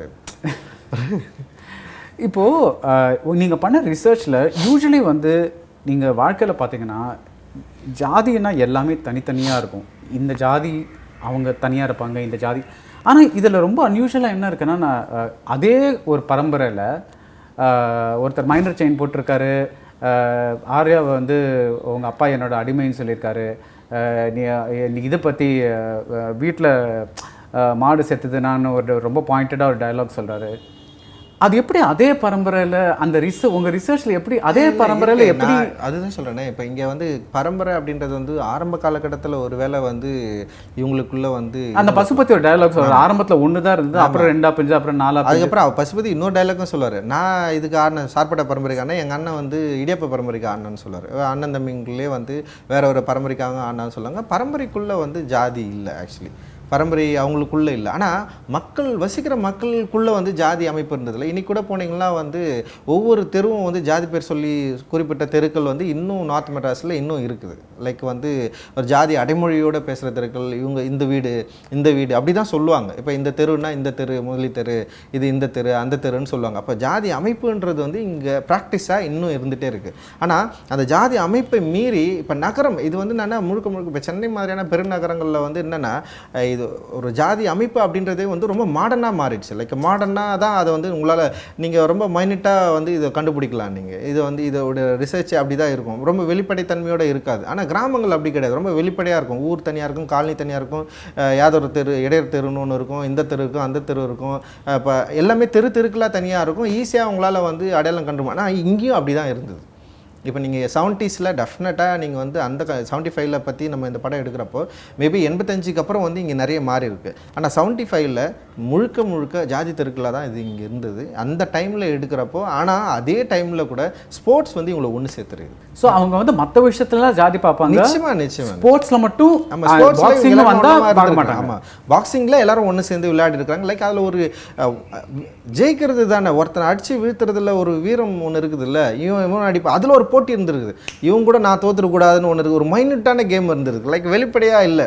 லைக் இப்போ 2 பேர் மோதுறாங்க, யாருன்னா இவன் மோதுறானா அவன் மோதுறானா, அவன் எங்கேருந்து வரான்னு அவங்களுக்கு தெரியும், எந்த தெருவுலேருந்து வரான்னு தெரியும். ஒரு ரேவ்லேருந்து வரானா ரேவ்லேருந்து வரவன் யாராக இருப்பான்னு அவங்களுக்கு தெரியும். ஓகே வண்ணார்பேட்டிலேருந்து ஒருத்தன் வரானா, இல்லை வந்து இங்கேருந்து ஒருத்தன் வரானா, சூளையிலேருந்து வரானா, சூளையிலேருந்து யார் வராங்கன்னு எல்லாருக்குமே தெரியும். யாரும் வந்து தெரியாமலாம் இல்லை, இவன் எந்த ஆள் இவன் அந்த ஆள் எல்லாருக்குமே தெரியும். அப்போ ஸ்டேஜில் 2 பேர் சண்டை போட்டுக்கிறான்னா ஸ்டேஜில் எவன் ஜெயிக்கணுன்றதுலேயே வந்து அவங்களுக்குள்ள ஒரு மோட்டிவ் இருக்குது இல்லை, பரம்பரை ஒன்று ஜெயிக்கணும்னு இருக்குது, இன்னொன்று இவங்ககிட்ட அடி வாங்கி நம்ம தோற்றுக்கூடாது அப்படின்னு ஒன்று இருக்குது. ஓகே இது மாதிரி நிறைய சிக்கல்கள் இருக்குது அதுக்குள்ளே. இது எல்லாமே நம்ம ரொம்ப சைக்காலஜிக்கலாக ஒரு ஆய்வு ரீதியாக அட்டன் பண்ண வேண்டியது, ரொம்ப வெளிப்படையாக இது வந்து நம்ம பேச முடியாது. அப்படி தான் இதை நான் டீல் பண்ணேன். ஓகே இதை வந்து நம்ம எப்படி பண்ணோம்னா என்ன நடந்ததோ அந்த தன்மையை புரிஞ்சுக்கிட்டு நம்ம இதை அப்படியே டீல் பண்ணலாம். இதை நம்ம வந்து நம்முடைய கருத்தை வந்து இம்போஸ் பண்ண வேணாம், லைக் இதில் வந்து எடுத்து வந்து வைக்க வேணாம். இதை வந்து நம்முடைய கருத்தை அப்படியே வெளியே வச்சுட்டு லைக் அங்கே என்ன நடந்தது என்ன நடந்திருக்கலாம். லைக் எனக்கு கிரியேட்டிவ் ஸ்பேஸ்னு ஒன்று இருக்குது, லைக் வரலாற்று ஒன்று இருக்குது. வரலாறை நான் அப்சர்வ் பண்ணுறேன், அப்சர்வ் பண்ணிவிட்டு என்னுடைய கிரியேட்டிவ் ஸ்பேஸில் நான் வந்து கேரக்டரை டிசைன் பண்ணி இப்படி சொல்லணும்னு நினைக்கிறப்ப என்னுடைய கிரியேட்டிவ் ஸ்பேஸ் எனக்கு சில சுதந்திரங்களை கொடுக்குது. லைக் என்னுடைய கிரியேட்டிவ் ஸ்பேஸில் நான் உருவாக்கணும்னு நினைக்கிற தத்துவங்கள், நான் எப்படி பிக்சரைஸ் பண்ணும் அப்படின்னு நினைக்கிற எண்ணங்களை அந்த ஏற்கனவே இருக்கிற வரலாற்று வந்து உடைப்படாமல் எப்படி இதை வந்து காட்சிப்படுத்துறது அப்படின்றது தான் ஒரு பெரிய போட்டியே நடந்தது எனக்கும் என்னுடைய ஸ்க்ரீன் ரைட்டிங். லைக் நானும் தமிழ் பிரபாவம் சேர்ந்து எழுதுனதில் இதை தான் ரொம்ப மேக்ஸிமம் நாங்கள் வந்து பார்த்துக்கிட்டோம். இப்போ ஒரு கேரக்டர் வந்து அந்த மைனர் செயின் போட்டு அந்த ராமனோட அங்கிள் இருக்கார்ல, அவர் அந்த மாமா, அவர் வந்து ரொம்ப ஓப்பனாகவே வந்து தனக்கு வந்து ஏன் கபிலனை பிடிக்கல ஏன் அப்படின்னு ஓப்பனாகவே அவர் ஒருத்தர் தான் சொல்கிறாரு. ஆமாம். இப்போ ராமன் வந்து கொஞ்சம் ரிலேட்டிவ்லி அவர் கம்பேர் பண்ணால் கொஞ்சம் சைலண்ட் கேரக்டர். அவர் ஸோ ராமன் வந்து கபிலன் பிடிக்காத காரணம் வந்து ஸ்போர்ட்டில் வந்து நேற்று வந்த பையன் இப்படி ஆடுறானே அந்த மாதிரி ஒரு ஜெலசியா, இல்லை ஜாதியும் இருக்கா? அதில் அதுவும் இருக்குது, ரெண்டுமே இருக்குது. ஆமாம். இப்போது ஜெலசி அப்படின்றது வந்து யார் இப்போது இங்கே வந்து ரூட் வந்து ரொம்ப முக்கியமானதாக நான் நினைக்கிறேன். இப்போ நீங்கள் அப்படின்னு பார்த்தா இவன் யார் என்னன்றதை வந்து ஈஸியாக ரூட் பண்ணுறாங்க. ஆனால் நமக்கு உள்ளே இருக்கிற சண்டை வந்து ரொம்ப நேரடியான சண்டை தான் 2 பேருக்கும். ஓகே உங்களுக்கு ஒரு கோவம் இருக்கலாம், எனக்கு ஒரு கோவம் இருக்கலாம். அந்த 2 கோவத்துக்கும் பின்னாடி இங்கே சமூக ரீதியாக என்ன காரணங்கள் இருக்குதோ இங்கே சைனாவுன்ற வெறுமனே வந்து 2 கோவம் மட்டும் ஃபைட் பண்ணவே பண்ணாது. இது எல்லாமே ஆட் ஆகும். இப்போ யாருன்னே தெரியாது, நான் ரோட்டில் போயிட்டுருக்கேன், ஒருத்தன் வந்து என்னை வந்து மோதுறான்னு வச்சுங்க, 2 பேரும் அடிச்சுக்கிறாங்க. ஓகேங்க 2 பேரும் அடிச்சுக்கிறப்போ 2 இமேஜுமே அப்போ புதுசு. 2 இமேஜ் பின்னாடி எந்த கதையுமே கிடையாது. ஆனால் 2 இமேஜ் அடித்து முடிச்சதுக்கப்புறம் வந்து 2 சைட்லேயும் வந்து ஒரு கதைகள் உருவாகும்ல. இவன் யார், இவனுக்கு பின்னாடி ஒரு பேக் ட்ராப் இருக்குது, அப்போ இவன் யார், அவனுக்கு பின்னாடி ஒரு அப்போ 2 பேருக்கும் ஒரு பேக் ட்ராப் உருவாது. அப்போ அந்த 2 பேரோட பேக் ட்ராப் பின்னாடி இவன் எங்கேருந்து வரான், இவனுக்கு பின்னாடி என்ன வருது, அப்போ இவன் வெயிட் ஆனவனா இல்லையா, இவன் எங்கேருந்து வரான், இவனுக்கு பின்னாடி அப்போ இவன் வெயிட் ஆன, அவங்ககிட்ட போயிட்டு நீ அடி வாங்கிட்டியாடா. அங்கே தான் வந்து ஒரு கதையே ஸ்டார்ட் ஆகுது. அதுக்கு முன்னாடி வரைக்கும் 2 பேரும் வெறும் எம்டி, இது வெறும் 2 உருவம் மோதிக்கிச்சு அவ்வளோதான். ஆனால் அந்த 2 உருவம் மோதினதுக்கு பின்னாடி அது உருவாக்குற இம்பேக்ட் இருக்குல்ல, அந்த இம்பேக்டின் அடிப்படையில் பல கதைகள் வந்து அவன் பின்னாடி வந்து உருவாக ஆரம்பித்தது. அப்போ தான் அந்த கதையில் ஒரு மெயின் கதை என்னென்னா, இவங்கிட்ட போயிட்டு நீ அடி வாங்கிட்டேடா, இதுதான் வந்து ஒரு மெயின் ரீசன். அப்போ இவங்கிட்ட அப்படின்ற இடத்துல இருந்து தான் அவன் ஏழையாக இருக்கிறான், லைக் வந்து அவன் வந்து ஒரு லோயர் கம்யூனிட்டிலேருந்து வந்திருக்கிறான். இப்போ இந்த இமேஜ் எல்லாம் ஆட் ஆகிறப்போ இந்த சண்டை இன்னும் சுவாரஸ்யமாகுது அவங்களுக்குள்ள. அவங்ககிட்ட போய் நீ அடி வாங்கிட்டல, அவனை திருப்பி நீ அடிக்கணும்டா. அப்போ தான் வந்து இன்னும் வந்து என்னென்னா அவன் பயங்கர எம்ட்டாகிறான், இவனை அடிச்சே ஆகணும், ஏன்னா இவன் போயிட்டு நம்மளை அடிச்சிட்டானே. அதுக்கு முன்னாடி வரைக்கும் அவனுக்கு அந்த பிரச்சனையே இல்லை அவனுக்கு. லைக் இதுதான் இந்த படத்தில் நம்ம வந்து கிரியேட் பண்ணியிருக்கோம். ட்விட்டரில் ஒருத்தர் இந்த கேள்வி கேட்டிருந்தாரு, உங்களை கேட்டே ஆகணும். அட்டகத்தி தினா தவிர மற்ற எல்லா படத்துலையும் உங்களுக்கு ப்ரொட்டாகனிஸ்டோட பேர் வந்து கேல ஆரம்பிக்கும். காளி, கபாலி, காலா, கபிலன், இதில் ஏதாவது இருக்கா? ஒன்றுமே இல்லை, எதுவும் இல்லை. ஆனால் கபிலன்ற பேர் வந்து புத்தருடைய பேர். நான் வேணுன்ட்டு தான் இந்த படத்தில் வந்து கபிலன் பேர் வைக்கிறதுக்கு காரணம் வந்து இப்போ சமீபமாக பௌத்த கருத்துக்களில் வந்து என்னை பயங்கரமாக ஈர்க்க ஆரம்பிச்சிருக்கு. அதுக்கு பௌத்தத்தை நோக்கி நான் நகர்ந்துட்டுருக்கிறேன். அப்படி பௌத்தம் வந்து எனக்குள்ள பல என்ன சொல்கிறது அற உணர்வுகளை வந்து உண்டாக்குது. அப்படி இருக்கிறப்போ வந்து கபிலன் அப்படின்ற பேர் வந்து வைக்கிறதுக்கு மெயின் ரீசனே வந்து பௌத்தம் தான். இப்போ பௌத்தம் வந்து என்னை இன்ஸ்பயர் பண்ணதுனால சரி இந்த பேருக்கு இது மாதிரி ஒரு என்ன சொல்கிறது கதாநாயகனுக்கு இப்படி ஒரு பேர் வைக்கலாம் அப்படின்னு எனக்கு வந்து தோணுச்சு. அதுதானே தவிர மற்றபடி இல்லை. காளின்னு என் பேர் வச்சுன்னா லைக் எனக்கு ஸ்டீரியோடைபிக் உடைக்கிறதுக்கு ரொம்ப ஆசை எனக்கு. லைக் வந்து காளின் பேர் வச்சா படம் ஓடாதுன்னெலாம் சொல்லுவாங்கல்ல, காளின் பேர் வச்சா ஓடிச்சே செம்மையா. அதுதான் சொல்கிறேன். அதுக்கப்புறம் காளின் டைட்டிலே மெட்ராஸு காளி தான். அப்புறம் பெஸ்ட்டு அப்படி தான் வச்சு நான் எடுத்தேன். காளின்னு வச்சா செத்துருவாங்க காளின்னு அப்படிலாம் சொல்லுவாங்கள்ல. லைக் அட்டகத்தியை ஃபஸ்ட்டு டே ஷூட் போகிறோம், ஓகேங்களா. நல்ல நேரம் வந்து 10 மணிக்கு ஆரம்பிக்கணும்னாங்க. நான் 7 மணிக்கே வந்து ஷூட் ஆரம்பிச்சிட்டேன். அது யாருக்குமே தெரியாது. கேமரா ஆன் பண்ணி எனக்கு அது வந்து உடச்சி அதுலேருந்து வெளியே வர்றது தான் எனக்கு வந்து பிடிக்கும் எனக்கு. ஓகே, நம்ம வந்து இப்படி நடந்தால் இப்படி தான் நடக்கும்னு சொல்கிறாங்களே, அது வந்து என்னால் ஃபாலோ பண்ணவே முடியாது. இப்படி கிடையாது அப்படின்றது தான் அது. அதனால தான் காளின்னு அந்த மெட்ராஸில் வந்து நான் பேர் வச்சேன். நான் காளின்னு பேர் வச்சு இது வந்து எதை பற்றி நம்ம காளின்னு பேர் வச்சா ஓடாது, பிரச்சனை வரும், செத்துருவாங்க, அது இதுன்னு நிறைய கதை இருக்குல்ல, அதை வந்து நம்ம பிரேக் பண்ணணும்னு சொல்லிட்டு நான் அது வந்து ட்ரை பண்ணேன். அதுக்கப்புறம் வந்து கபாலியை பொறுத்த வரைக்கும் வந்து என்னன்னா அதுக்கு ஒரு ரீசன் என்னன்னா அந்த கபாலிஸ் அவர் சொல்கிறாரு, அதுக்காக தான் கபாலி வச்சேன். இன்னொன்று கபாலின்றது புத்தருடைய நேம் தான் அதில். அப்புறம் கரிகாலன் அப்படின்றப்போ காலா என்கிற கரிகாலன் அப்படின்றப்போ வந்து ஒரு கருப்பு தன்மை வந்து வேணும். காலா அப்படின்றது வந்து பிளாக், இந்தியில் வந்து கருப்பு. அப்போ அந்த காலா அப்படின்னு சொல்லிட்டு அந்த பேருக்கு அந்த கருப்பு அந்த ஃபைட்டே வந்து கருப்புக்கும் வெள்ளைக்கும் அப்படின்றப்போ வந்து அந்த கருப்புன்ற பேரை வந்து நம்ம பயன்படுத்துறது வந்து சரியாக இருக்கும் அப்படின்ற மாதிரி எனக்கு அதில் தோணுச்சு. இப்போ உங்கள் புது படத்தில் பேர் ஏதாவது இருக்கா? இல்லையா இல்லை. ஸோ அந்த தியரி உடஞ்சி போச்சு. அது உடஞ்சிச்சு. இதில் எதுவும் இல்லை. அப்படி இப்போ நீங்கள் முகமது அலியோட செம்ம ஃபேன் விசிறி இப்போ தான் சொன்னீங்க, முன்னாடியும் சொல்லியிருக்கீங்க. இப்போ 1980 வந்து எம்ஜிஆர் வந்து ஒரு இதுக்காக முகமது அலியை சென்னைக்கு கூட்டிகிட்டு வர்றாரு. உங்களுக்கு அந்த சீனை மட்டும் எப்படியாவது ரீக்ரியேட் பண்ணணும்னு ஒரு ஆசை இருந்தது? ஆக்சுவலி பயங்கர ஆசை எனக்கு. 80s படம் எடுக்கிறப்போ வந்து அந்த கதை இருக்கிறப்போ கிளைமேக்ஸில் வந்து எம்ஜிஆர் வந்து அந்த ஃபைட்டை பார்த்துட்டு அவர் தான் வந்து ப்ரைஸே தர மாதிரி இருந்தது அதில். அப்புறம் இந்த படத்தில் நான் அதை வச்சேன். ஆனால் இந்த படத்தோட அரசியல் நெருக்கடிக்குள்ளே அப்படி ஒன்று பண்ண வேணான்னு எனக்கு 5 வருஷம் ஜம்ப் பண்ண. ஆமாம், அது ஜம்ப் பண்ணணும்னு தோணுச்சு. அதனால் நான் அதை பயன்படுத்திக்கல. ஆனால் அது ரொம்ப இன்ட்ரெஸ்டிங்கான ஃபோட்டோ வைக்கிறீங்க. ஆனால் கடைசி அது என்ன நடந்ததோ அந்த ஃபோட்டோலாம் வைக்கிறேன். லைக் எனக்கு வந்து இது வெப் சீரிஸ் பண்ணணும்னு ஒரு ஆசை இருக்குது. அதில் வந்து இவங்க எல்லாருமே வந்துருவாங்க அப்படின்னு நான் நினைக்கிறேன். இது சார் படம் பண்ண. ஆஹா, இதை கேட்ட நிறைய பேர் என்ன கேட்குறாங்கன்னா டான்ஸ் பற்றியே ஒரு படம் எடுங்க அப்படிங்கிறாங்க. பயங்கர இன்ட்ரெஸ்டிங். நான் இப்போ தான் அந்த கதையை எழுதி முடித்தோம். இப்போ கதைன்னா ஒரு ஒர்க் பண்ணி முடிச்சிருக்கோம். நான், தமிழ் பிரபா, அப்புறம் வந்து கரண் கார்கி, பாக்கியம் சங்கர், 4 பேர் சேர்ந்து வந்து எழுதலான்னு சொல்லிட்டு ட்ரை பண்ணியிருக்கிறோம். லைக் இந்த லைஃபை அந்த ப்ரீக்குள் பயங்கரமாக இருக்குது. லைக் 1925 ஆரம்பிக்குது ஒரு கதை. அந்த கதையை நம்ம வந்து யோசிக்கிறப்பவே சம ஒர்க்காக இருக்குது. மினிமல் கலவரம் வருது, என்னென்னவோ வருது. அது ஒரு பெரிய லைஃப் இருக்குது அதில். பார்ப்போம், அது திரைப்படமாக எடுக்கணும்னு ஒரு ஆசை இருக்குது எனக்கு. அது எப்படி நடக்குதுன்னு பார்ப்போம். இந்த சார்பாட்ட பரம்பரையோட ஃபர்ஸ்ட் கட் எவ்வளோ வந்தது? 4.5 hours. ஓகே, செகண்ட் ஹாஃப் மட்டும் 2.5 மணி நேரம் வந்தது எனக்கு. ஸோ அதுலேருந்து தான் உங்களை நிறைய எடுத்தீங்க நீங்கள்? ஆமாம். ஃபர்ஸ்ட் ஹாஃப் வந்து ஓரளவுக்கு 130 என்னால் ஈஸியாக கொண்டு வந்துட முடிஞ்சது. ஆனால் செகண்ட் ஹாஃப் வந்து ரங்கன்வாதியரோட நிறைய எமோஷன்ஸ் நான் எடுத்துட்டேன். இதில் தேவையில்லைன்னு சொல்லிட்டு எடுத்துட்டேன் நான். அது வந்து கிட்டத்தட்ட ஒரு 2.5 மணி நேரம் இருந்தது செகண்ட் ஹாஃப். அந்த 2.5 மணி நேரம் ஒரு 1.5 மணி நேரமாக மாறிச்சு. அது உங்கள் கேமரா வந்து இது சொன்னீங்கல்ல ஐ லெவலில் வைக்கிறீங்க அப்படின்ட்டு. பிகாஸ் அது வந்து நார்மலாக பார்க்குற மாதிரி சில இடங்களில் நீங்கள் அதை உடைக்கிறீங்க. ஃபார் எக்ஸாம்பிள் கபாலியில் வந்து டெலிபரேட்டாக வந்து கபாலிடா அப்படின்னு அவர் சொல்கிறப்போ கேமரா லோ ஆங்கிளில் இருக்குது. பிகாஸ் யூ வாண்ட் நீங்கள் வந்து அவரோட விஸ்வரூபத்தை விஸ்வரூபம் எடுக்கிறத நீங்கள் அதை காமிக்க விரும்புகிறீங்க. அந்த கேமரா வந்து அந்த கேரக்டரை க்ளோரிஃபை பண்ணக்கூடாது, அதுதான் உங்கள் ஃபிலாசபியா? அப்படி இல்லை. இப்போ ஒரு சீனுக்கும் ஒவ்வொரு எமோஷன் இருக்குது. லைக் வந்து எப்படின்னா நம்ம ஒரு சீனை ஒரு ஷார்ட்டை ஈஸியாக வச்சிட முடியாது. ஒரு ஒரு க்ளோஸ்அப் நம்ம வைக்கிறோம்னா அந்த க்ளோஸ்அப் ஏன் வைக்கிறோன்னு நமக்கு தெரிஞ்சால் தான் நம்ம வந்து வைக்க முடியும். இன்னொன்று ஒரு ஒயிட் வைக்கிறோன்னா அவன் முழு உருவத்தை நம்ம ஏன் காட்டணும். லைக் வந்து கடைசியில் வந்து கிளைமேக்ஸில் வந்து ஃபுல் இது போட்டு வந்து அங்கே ப்ளூ கலர் போட்டு வந்து நிற்பார் அவர். அது வந்து நான் ஒரு ஃபுல் லென்த் ஷார்ட்டாக வந்து யூஸ் பண்ணியிருப்பேன். நான் உள்ள ஆங்கிளில் வச்சு அவர் ஒரு வேணும்ன்ட்டு தான் எடுத்தேன் நான். அப்போது இந்த மாதிரி இவ்வளோ பல தடைகளை தாண்டி ஒருத்தன் வந்து இவ்வளோ முழு உருவமாக வந்து நிற்கிறான், சண்டை போகிறதுக்கு ரெடியாக நிற்கிறான்றதுக்கு வந்து அந்த ஷாட் வந்து ரொம்ப அவசியமாக இருக்குது. டெஃபினட்டாக சீன் தான் வந்து அதை கிரியேட் பண்ணுது. சிலது இப்போ நீங்கள் மெட்ராஸில் பார்த்தீங்கன்னா ஒரு ஷாட் இருக்கும்.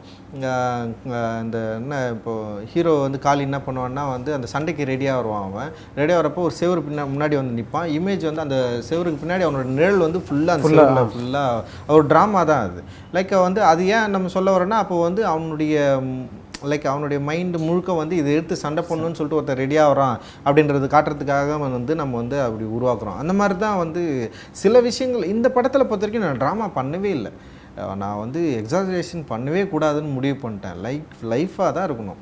லைக் அதனால தான் நீங்கள் கேண்டிடாகவே நிறைய சீன் வந்து இருக்க முடியும். நீங்கள் ஒரு நடக்கிறத அப்படியே நடக்க வச்சு கட் பண்ணியிருப்பேன் நான். லைக் வந்து கேமராவுக்காக வந்து அவங்கள வந்து நடிச்சிருக்கவே மாட்டாங்க. நீங்கள் பார்த்தீங்கன்னா வந்து கேமரா ஷாட்டுக்காக வந்து நடிக்கிறது வந்து மேக்ஸிமம் ரொம்ப கம்மியாக தான் இருக்கும். லைக் வந்து கவுண்டர் கட்டு சில ஷாட்டுகளுக்கு மட்டும் தான் கேமராக்காக நடிச்சிடும். மற்றபடி வந்து அந்த உலகத்துக்குள்ளே அவங்களாம் யார். லைக் வந்து நீங்கள் பார்த்தீங்கன்னா நிறைய டிஸ்கஷன், நிறைய மீட்டிங் சீன்லாம் பார்த்தீங்கன்னா அப்படி தான் இருக்கும். லைக் வந்து வீட்டுக்குள்ளே நடக்கிற ஒரு சண்டை இருக்கும். அது வெற்றி செல்வன் அவங்க ஒய்ஃபு இதெல்லாம் பார்த்தீங்கன்னா வந்து ஒவ்வொரு கேரக்டர் அவங்களுக்குள்ளே வந்து பேசிக்கிறது இருக்குல்ல, அதோட கட்டே பார்த்தீங்கன்னா வந்து சில ஜம்பெல்லாம் பண்ணியிருப்பேன் நான். ஆக்சஸ் ஜம்பெல்லாம் இருக்கும், சில விஷயங்கள்லாம் இப்போ வேணுன்ட்டே தான் அதை வந்து பண்ணியிருப்பேன். ஏன்னா வந்து இது ஒரு ரெகுலரான சினிமா ஸ்டைலில் வந்து இருந்துடக்கூடாது. ஃபஸ்ட்டு காரணம் லைஃபாக இது இருக்கணும், லைஃபாக அவங்க அக்செப்ட் பண்ணணும். அப்போ லைஃபாக அக்செப்ட் பண்ணணுன்னா ஒரு சினிமா பார்க்குற ஒரு யுத்தியை ஒரு சினிமாக்கான ஒரு ரெகுலர் ஸ்டைலில் வந்து இது வந்து உடைக்கணும் அப்படின்னு நான் நினச்சேன். இந்த மாதிரி நிறைய இடத்துல பார்த்தீங்கன்னா வந்து நீங்கள் ஐ லெவலில் தான் நான் கேமரா வச்சுருப்பேன். கேமரா இப்போ ஷார்ட்டு கட் பண்ணுறதே வந்து அப்படி தான் கட் பண்ணியிருப்பேன். நான் நிறைய அப்படி ட்ரை பண்ணியிருப்போம். 2 கேமரா அதுக்காக தான் நான் பயன்படுத்தினேன் நான் ஆக்சுவலி. ஒவ்வொரு எனி பாக்ஸிங் ஃபில்ம் வந்து நீங்கள் பாக்ஸிங் சீன்ஸ் காமிக்கும்போது 2 வித ஷார்ட்ஸ் இருக்கும். ஒன்று வந்து சப்ஜெக்டிவ், ஒன்று ஆப்ஜெக்டிவ். அப்ஜெக்டிவ் ஆடியன்ஸ் பார்க்குறது, சப்ஜெக்ட் வந்து அவங்க பார்க்குறது. ஸோ அது வந்து இதில் எப்படி நீங்கள் ஷூட் பண்ணீங்க? பிகாஸ் நான் வந்து டிஃப்ரெண்ட் டைரக்டர்ஸ் வந்து டிஃப்ரெண்ட்டாக ஷூட் பண்ணியிருக்காங்க. நீங்கள் வந்து ஒரு செட்டப் வந்து சப்ஜெக்டிவ்க்கு தனியாக வச்சுட்டு இன்னொரு கேமரா செட்டப் இதுக்கு வச்சிங்களா? இல்லை அது ஒரு 3 கேமரா செட்டப் பண்ணேன். அதே எனக்கு என்னென்னா எழுதிட்டேன் நான். ஃபஸ்ட்டே நான் வந்து டிஸ்கிரிப்ஷனில் வந்து யார் என்ன பண்ணுறாங்க முதற்கொண்டு எல்லாத்தையுமே எழுதிட்டேன். அந்த அடி விழுறப்போ மாரியம்மா கத்துன்றது அந்த வார்த்தை இருக்கும், அது எழுதுனதில் இருக்கும். மேக்ஸிமம் சில பேர் என்ன பண்ணாங்கன்னா வெறும் கிளைமேக்ஸ் ஃபைட்டு அப்படின்னு போவாங்க. இந்த ஃபைட்டில் இது நடக்குது அப்படின்னு ஒரு சின்ன ஐடியாவோட எடிட்டிங்லேயே சின்ன ஐடியாவில் போவாங்க. அதுக்கப்புறம் எடிட்டிங்கில் பண்ணால் அப்படி கிடையாது. லைன் பை லைன் எடுத்தோம். ஃபைட்டு நடக்கும், ஒவ்வொரு ரவுண்டு இந்த ரவுண்டு நடக்கும், இந்த ரவுண்டில் என்ன எமோஷன் நடக்குதுன்னு அதில் எழுதியிருப்போம். அப்போ என்ன பண்ணணும்னா வந்து இந்த ரவுண்டில் என்ன எமோஷனலாக இருக்குது, இப்போ இந்த ரவுண்ட் நடக்குது, இந்த ஃபைட் நடக்குது, இவனுக்கு அப்போ அந்த பொண்ணு அவங்க ஒய்ஃப் வந்து இப்படி கத்துது, ரங்கவந்தியர் இப்படி உட்காந்துருக்காரு, அவருடைய மூடு இப்படி இருக்குன்னு சொல்லிட்டு அந்த சீன், அதாவது என்னென்னா கிளைமேக்ஸ் சீன் பற்றி ஒரு 5 பேஜில் எழுதியிருப்பேன்னு வச்சுங்களேன். அந்த 5 பேஜில் first round, second round, third round, fourth ரவுண்டாக எழுதி ஒவ்வொரு ரவுண்டுக்கும் ஒரு எமோஷன் இருக்கும். அந்த ஒவ்வொரு ரவுண்டுக்கும் எமோஷனை நாங்கள் வந்து எழுதி அப்படி தான் நான் வந்து படம் முடித்தேன். லைக் வந்து என்னென்னா ஆடியன்ஸ்க்காகவும் தனியாகவும் இவங்களும் எல்லாமே மிக்ஸாக இருக்கணும்னு தான் நான் நினச்சேன் நான். லைக் அதனால் என்னென்னா ஃபைட் பண்ண விட்டு ஃபைட்டை ஷூட் பண்ணுறப்போவே எமோஷனும் ஷூட் பண்ணேன் நான். இன்னொரு கேமராவில் வந்து எமோஷன், ஏன்னா இந்த ஃபைட்டோட மூட்லேயே அந்த எமோஷன் இருக்கணும்னு நினச்சேன். தனியாக வந்து கட் பண்ணி நம்ம வந்து எடுக்கக்கூடாது. அது சில ஷாட் மட்டும் தான் நான் வந்து எடுத்திருப்பேன் நான். ஆனால் ஃபைட்டோட மூடில், ஃபைட்டோடைய டிஸ்டர்பன்ஸில், இப்போ ஃபைட்டர்ஸோடைய, இப்போ அவங்க ஆக்ட்ரஸோடைய ஃபோர் கிரவுண்டில் அவங்க இருப்பாங்க, இவங்களுக்குள்ளே தான் வந்து அவங்களுடைய எமோஷனில் வந்து நான் வந்து படம் முடிச்சிருப்பேன். அதுக்கு என்ன காரணம்னா ஃபைட்டில் எவ்ரிபடி அவங்க எல்லாருமே இன்வால்வ்டு. யாருமே வந்து சும்மா வேடிக்கை பார்க்குறவங்க வந்து சண்டை போடாமல் உட்காந்துக்கிறது கிடையாது. அவனும் சண்டை போடுறான் ஒருத்தன் இவங்க சைடில் சண்டை போட்டுனுக்குறான், மைண்ட் லெவலில் அவங்களும் சண்டை போட்டுனுக்குறாங்க. அந்த இம்பேக்டை கிரியேட் பண்ணுறதுக்கு தான் நம்ம அப்படி பண்ணுவாங்க. இந்த படத்தில் ஒன்று மாறி இருக்கு. நீங்கள் யூஸ்வலாக வந்து ஜாஸ்தி ரொம்ப நேச்சுரலிஸ்டிக்காக எடுப்பீங்க. இப்போ டேனா டே மாதிரியே இருக்கும், அந்த சன்லைட்னா அப்படியே கொஞ்சம் ஹார்ஷாக இருக்கும், நைட்னா இருக்குது. நீங்கள் கிரேடிங்லாம் ஜாஸ்தி பண்ண மாட்டீங்கன்னு நினைக்கிறேன். பிகாஸ் கொஞ்சம் நேச்சுரலாகவே இருக்கும். அது லைக் ஒரு திடீர்னு ஒரு ஃப்ளாஷ் லைட் அந்த மாதிரிலாம் போட்டிடுறேன். பட் இங்கே வந்து த்ரூ அவுட் தெர் இஸ் ஒரு yellowish tint மாதிரி ஒன்று போட்டிருக்கீங்க. இது ஒரு காலகட்டத்தை நம்ம வந்து காட்சிப்படுத்துகிறோம். இந்த காலகட்டத்தை காட்சிப்படுத்துறதுக்கான ஒரு விஷுவல் எக்ஸ்பீரியன்ஸை க்ரியேட் பண்ணுறதுக்கான டோன் தான் இதில் வந்து ட்ரை பண்ணியிருக்கோம். அதுவும் வந்து நான் ரொம்ப லைட்டாக தான் ட்ரை பண்ணிப்போம், ரொம்ப தெரிகிற மாதிரி இருக்காது. அது முழுக்க சினிமாட்டோகிராஃபரோட கால் தான் அது. அவர்கிட்ட நம்ம பேசி அவர் சில இமேஜ் காட்டினார், எப்படி போகலாம் காட்டுறப்போ ஓகே இது இருக்கலாம், எல்லோ டின்ட்டு இருக்கணும், அதில் ரெட்டோட வேல்யூ இருக்கும், லைக் பிளாக்கோட வேல்யூ இருக்கும். இப்போ இதெல்லாம் மிக்ஸ் ஆகி ஒன்று இருக்கும்ல அந்த டைமில், அந்த மாதிரியே இது இருக்கலாம் அப்படின்னு சொல்லிட்டு நான் வந்து முடிவு பண்ணேன். ஃபஸ்ட்டு ஷார்ட் பண்ணுறப்போ ஷூட்டிங் எடுக்கிறப்பவே வந்து அந்த மாதிரி கலர்ஸ்லேயே வச்சு எடுத்தோம் நாங்கள். ஓகே, லைக் செட்லேயே வந்து அப்படியே பார்த்தோம், விஷுவலாகவே இப்படி தான் இருக்கணும்னு சொல்லிட்டு நான் மானிட்டரில் உட்காந்து பார்த்து அதுக்கப்புறம் அது வந்து பிடிச்சி போய் அப்புறம் அதை அப்படியே ஃபாலோ பண்ணோம். லைக் இதெல்லாம் எதாவது ட்ரை பண்ணிங்களா அந்த காலத்தில்? ஈஸ்ட்மன் கலர், கேவா கலர் அந்த மாதிரிலாம் எதாவது பண்ணலாமா? இல்லை அப்படி போகக்கூடாதுன்னு நினச்சோம். You didn't want to go into that அந்த ஜோன் அட் ஆல். ஒரு திரைப்படங்கள் உருவாக்குற கலருக்குள்ளே போகணுன்னு முடிவு பண்ணல. ஆனால் என்னென்னா அந்த லைஃப்பில் ஒரு என்ன சொல்கிறது, ஒரு நமக்கு ஒரு விஷுவலாக சில இது இருக்கும்ல, அந்த மாதிரி ட்ரை பண்ணலாம் அப்படின்னு நினச்சேன் நான். இப்போ நமக்கு வந்து இப்போ ஈஸ்ட்மன் கலர் வந்து ஒரு வித்தியாசமாக இருக்கும். அது இப்போ அந்த மாதிரி கலர் இதில் கொண்டு வரணும், நம்ம ஒரு படங்களுடைய இன்ஸ்பிரேஷன்லேருந்து வர வேணான்னு தோணி, மைண்ட் இருக்குல்ல நமக்கு வந்து பழங்கால நினைவுகளில் வந்து எப்படி பார்ப்போம், அது கூட எப்படி நம்மளால் கனெக்ட் பண்ணிக்க முடியும், அப்போ அந்த விஷுவல் எக்ஸ்பீரியன்ஸ் எப்படி நம்மளால் கொடுக்க முடியும், அந்த ஐடியாவில் பிக் பண்ணது தான் இது. இப்போது சவுண்டு பற்றி ஒரு கொஸ்டின். அந்த ஒரே ஒரு ஃபைட்டில் மட்டும் அந்த கிளாக் டிக்கிங் சவுண்ட் வந்து கபிலனுக்கு கேட்கும். அது ஏன் அந்த ஒரு ஃபைட்டில் மட்டும் வச்சிங்க? சரி, அது வந்து 2 ஃபைட்டு, அதாவது 2 ரவுண்டு ஃபைட்டுன்னு முடிவாயிடுச்சு. ஆமாம், ஆமாம், 2 ரவுண்டில் அடிச்சா தான் 2 ரவுண்டில் அவன் என்ன சொல்கிறேன்னா 2 ரவுண்ட் தாண்டிட்டா நீ வந்து என் கூட சண்டை போடலான்னு அவன் சொல்கிறான். ஆனால் இவன் என்ன சொல்கிறான்னா 2 ரவுண்டு தாண்ட மாட்டேன், 2 ரவுண்டில் அடிச்சிருவோன்னு சொல்கிறான். அப்போ 2 ரவுண்டு அடிக்கிறது அப்படின்றது ஒரு காலத்தை வந்து குறிக்குது, ஒரு காலத்தை வந்து நிர்ணயிக்குது. அப்போ 2வது ரவுண்டு அப்படின்றது வந்து ஒரு ரவுண்டுக்கு 3 நிமிஷம், 2வது ரவுண்டு 3 நிமிஷம், 2வது 3 நிமிஷன்றப்போ அந்த 2வது ரவுண்ட் முடியக்கூடிய அந்த காலம், இதுக்குள்ளே இவனை முடிச்சிடணும் அப்படின்றதுக்காக அந்த டைமு, அந்த மைண்டு, இது எல்லாத்தையும் வந்து ஒரு ரோல் பண்ணோம் அப்படின்னு நினச்சி தான் அப்படி பண்ணது. நீங்கள் எடிட் பண்ணுறப்போ ஒரு 2-3 இடத்துல வந்து இவர் டவுன்ஃபால் ஆன அப்புறம் அவர் வந்து ஒரு சின்ன கட் வைப்பீங்க. தட் இஸ் அவர் பாக்ஸிங் பண்ணுற மாதிரி பஞ்சிங் பேக்கில். தட் இஸ் ஆல்மோஸ்ட் லைக் அவருக்கு வந்து நம்ம எப்படி இருந்தோம் பாரு அப்படின்னு ஒரு இது மாதிரி. பட் ஆனால் ஒரு அன்சென்டிமெண்டலாக அந்த இது மாதிரி காமிச்சிங்க. அப்புறம் அந்த அகசியா தியேட்டரில் ஒரு இது நடக்கும்ல, அப்பயும் அந்த ஒரு சின்ன அந்த ஒரு சின்ன ஒரு பாக்ஸரு அந்த பாக்ஸிங்லேருந்து விலகி எப்படி போகிறான் அது காட்டுறதுக்காக தான் 2த்தையும் நம்ம வந்து கட் பண்ணோம். அவன் வந்து ஒரு பாக்ஸராக தான் இருக்கணும்னு ஆசைப்பட்றான். ஆனால் அவனுடைய என்ன சொல்கிறது அந்த சூழல் வந்து அவனை வந்து என்ன மாற்றுது, அவனை வேற ஒரு இடத்துக்கு தள்ளிட்டு போகுது. அப்போ அவன் அதுலேருந்து பிரிஞ்சு, அவன் அந்த பாக்ஸிங் பேக்லேருந்து அவன் பிரிஞ்சு ஒரு பயங்கரமாக ஒரு இடத்துக்கு போய் சேர்ந்துடுறான் அவன் அப்படின்னு காட்டுறதுக்காக தான் நம்ம அந்த எடிட்டிங் வழியாக அப்படியே. ஆமாம், எடிட்டிங் வழி. ஆக்சுவலி சீனாக தான் எடுத்திருந்தோம். இந்த ஃபைட் சீக்வன்ஸ் தனியாக இருந்தது, இது எல்லாமே தனியாக இருந்தது. லைக் ஒரு டைம் பீரியட்னு ஒன்று இருக்குது. இப்போ டைம் இப்படி இந்த டைமுக்குள்ளே இது சொல்லி ஆகணும்னு சொல்லுது. அப்போ இவ்வளோ பெரிய கதையை இந்த டைமுக்குள்ளே சொல்லணுன்னா எப்படி சொல்லலான்னு யோசிக்கிறப்ப அது எடிட்டிங்கில் உருவானது. அது எடிட்டிங்கில் நானும் எடிட்டரும் பேசி சரி இப்படி இது பண்ணலாம் அப்படி பண்ணலாம் சொல்லி மாற்றி அதுக்கப்புறம் ஓகே அப்போனா வந்து இந்த மாதிரி ஒரு ஸ்டைலில் போகலாம். அந்த ஃபைட்டு கிட்டத்தட்ட 3 நிமிஷம் இருந்தது. லைக் அப்புறம் வந்து இந்த மாண்டேஜ் கிட்டத்தட்ட ஒரு 11 நிமிஷம் இருந்தது. அப்போ அந்த ஃபைட்டு இதுவும் உள்ளே கொண்டு வந்து 6 நிமிஷமாக அதை மாற்றுறதுக்கு ஈஸியாக பண்ணலாம் அப்படின்னு தோணுச்சு.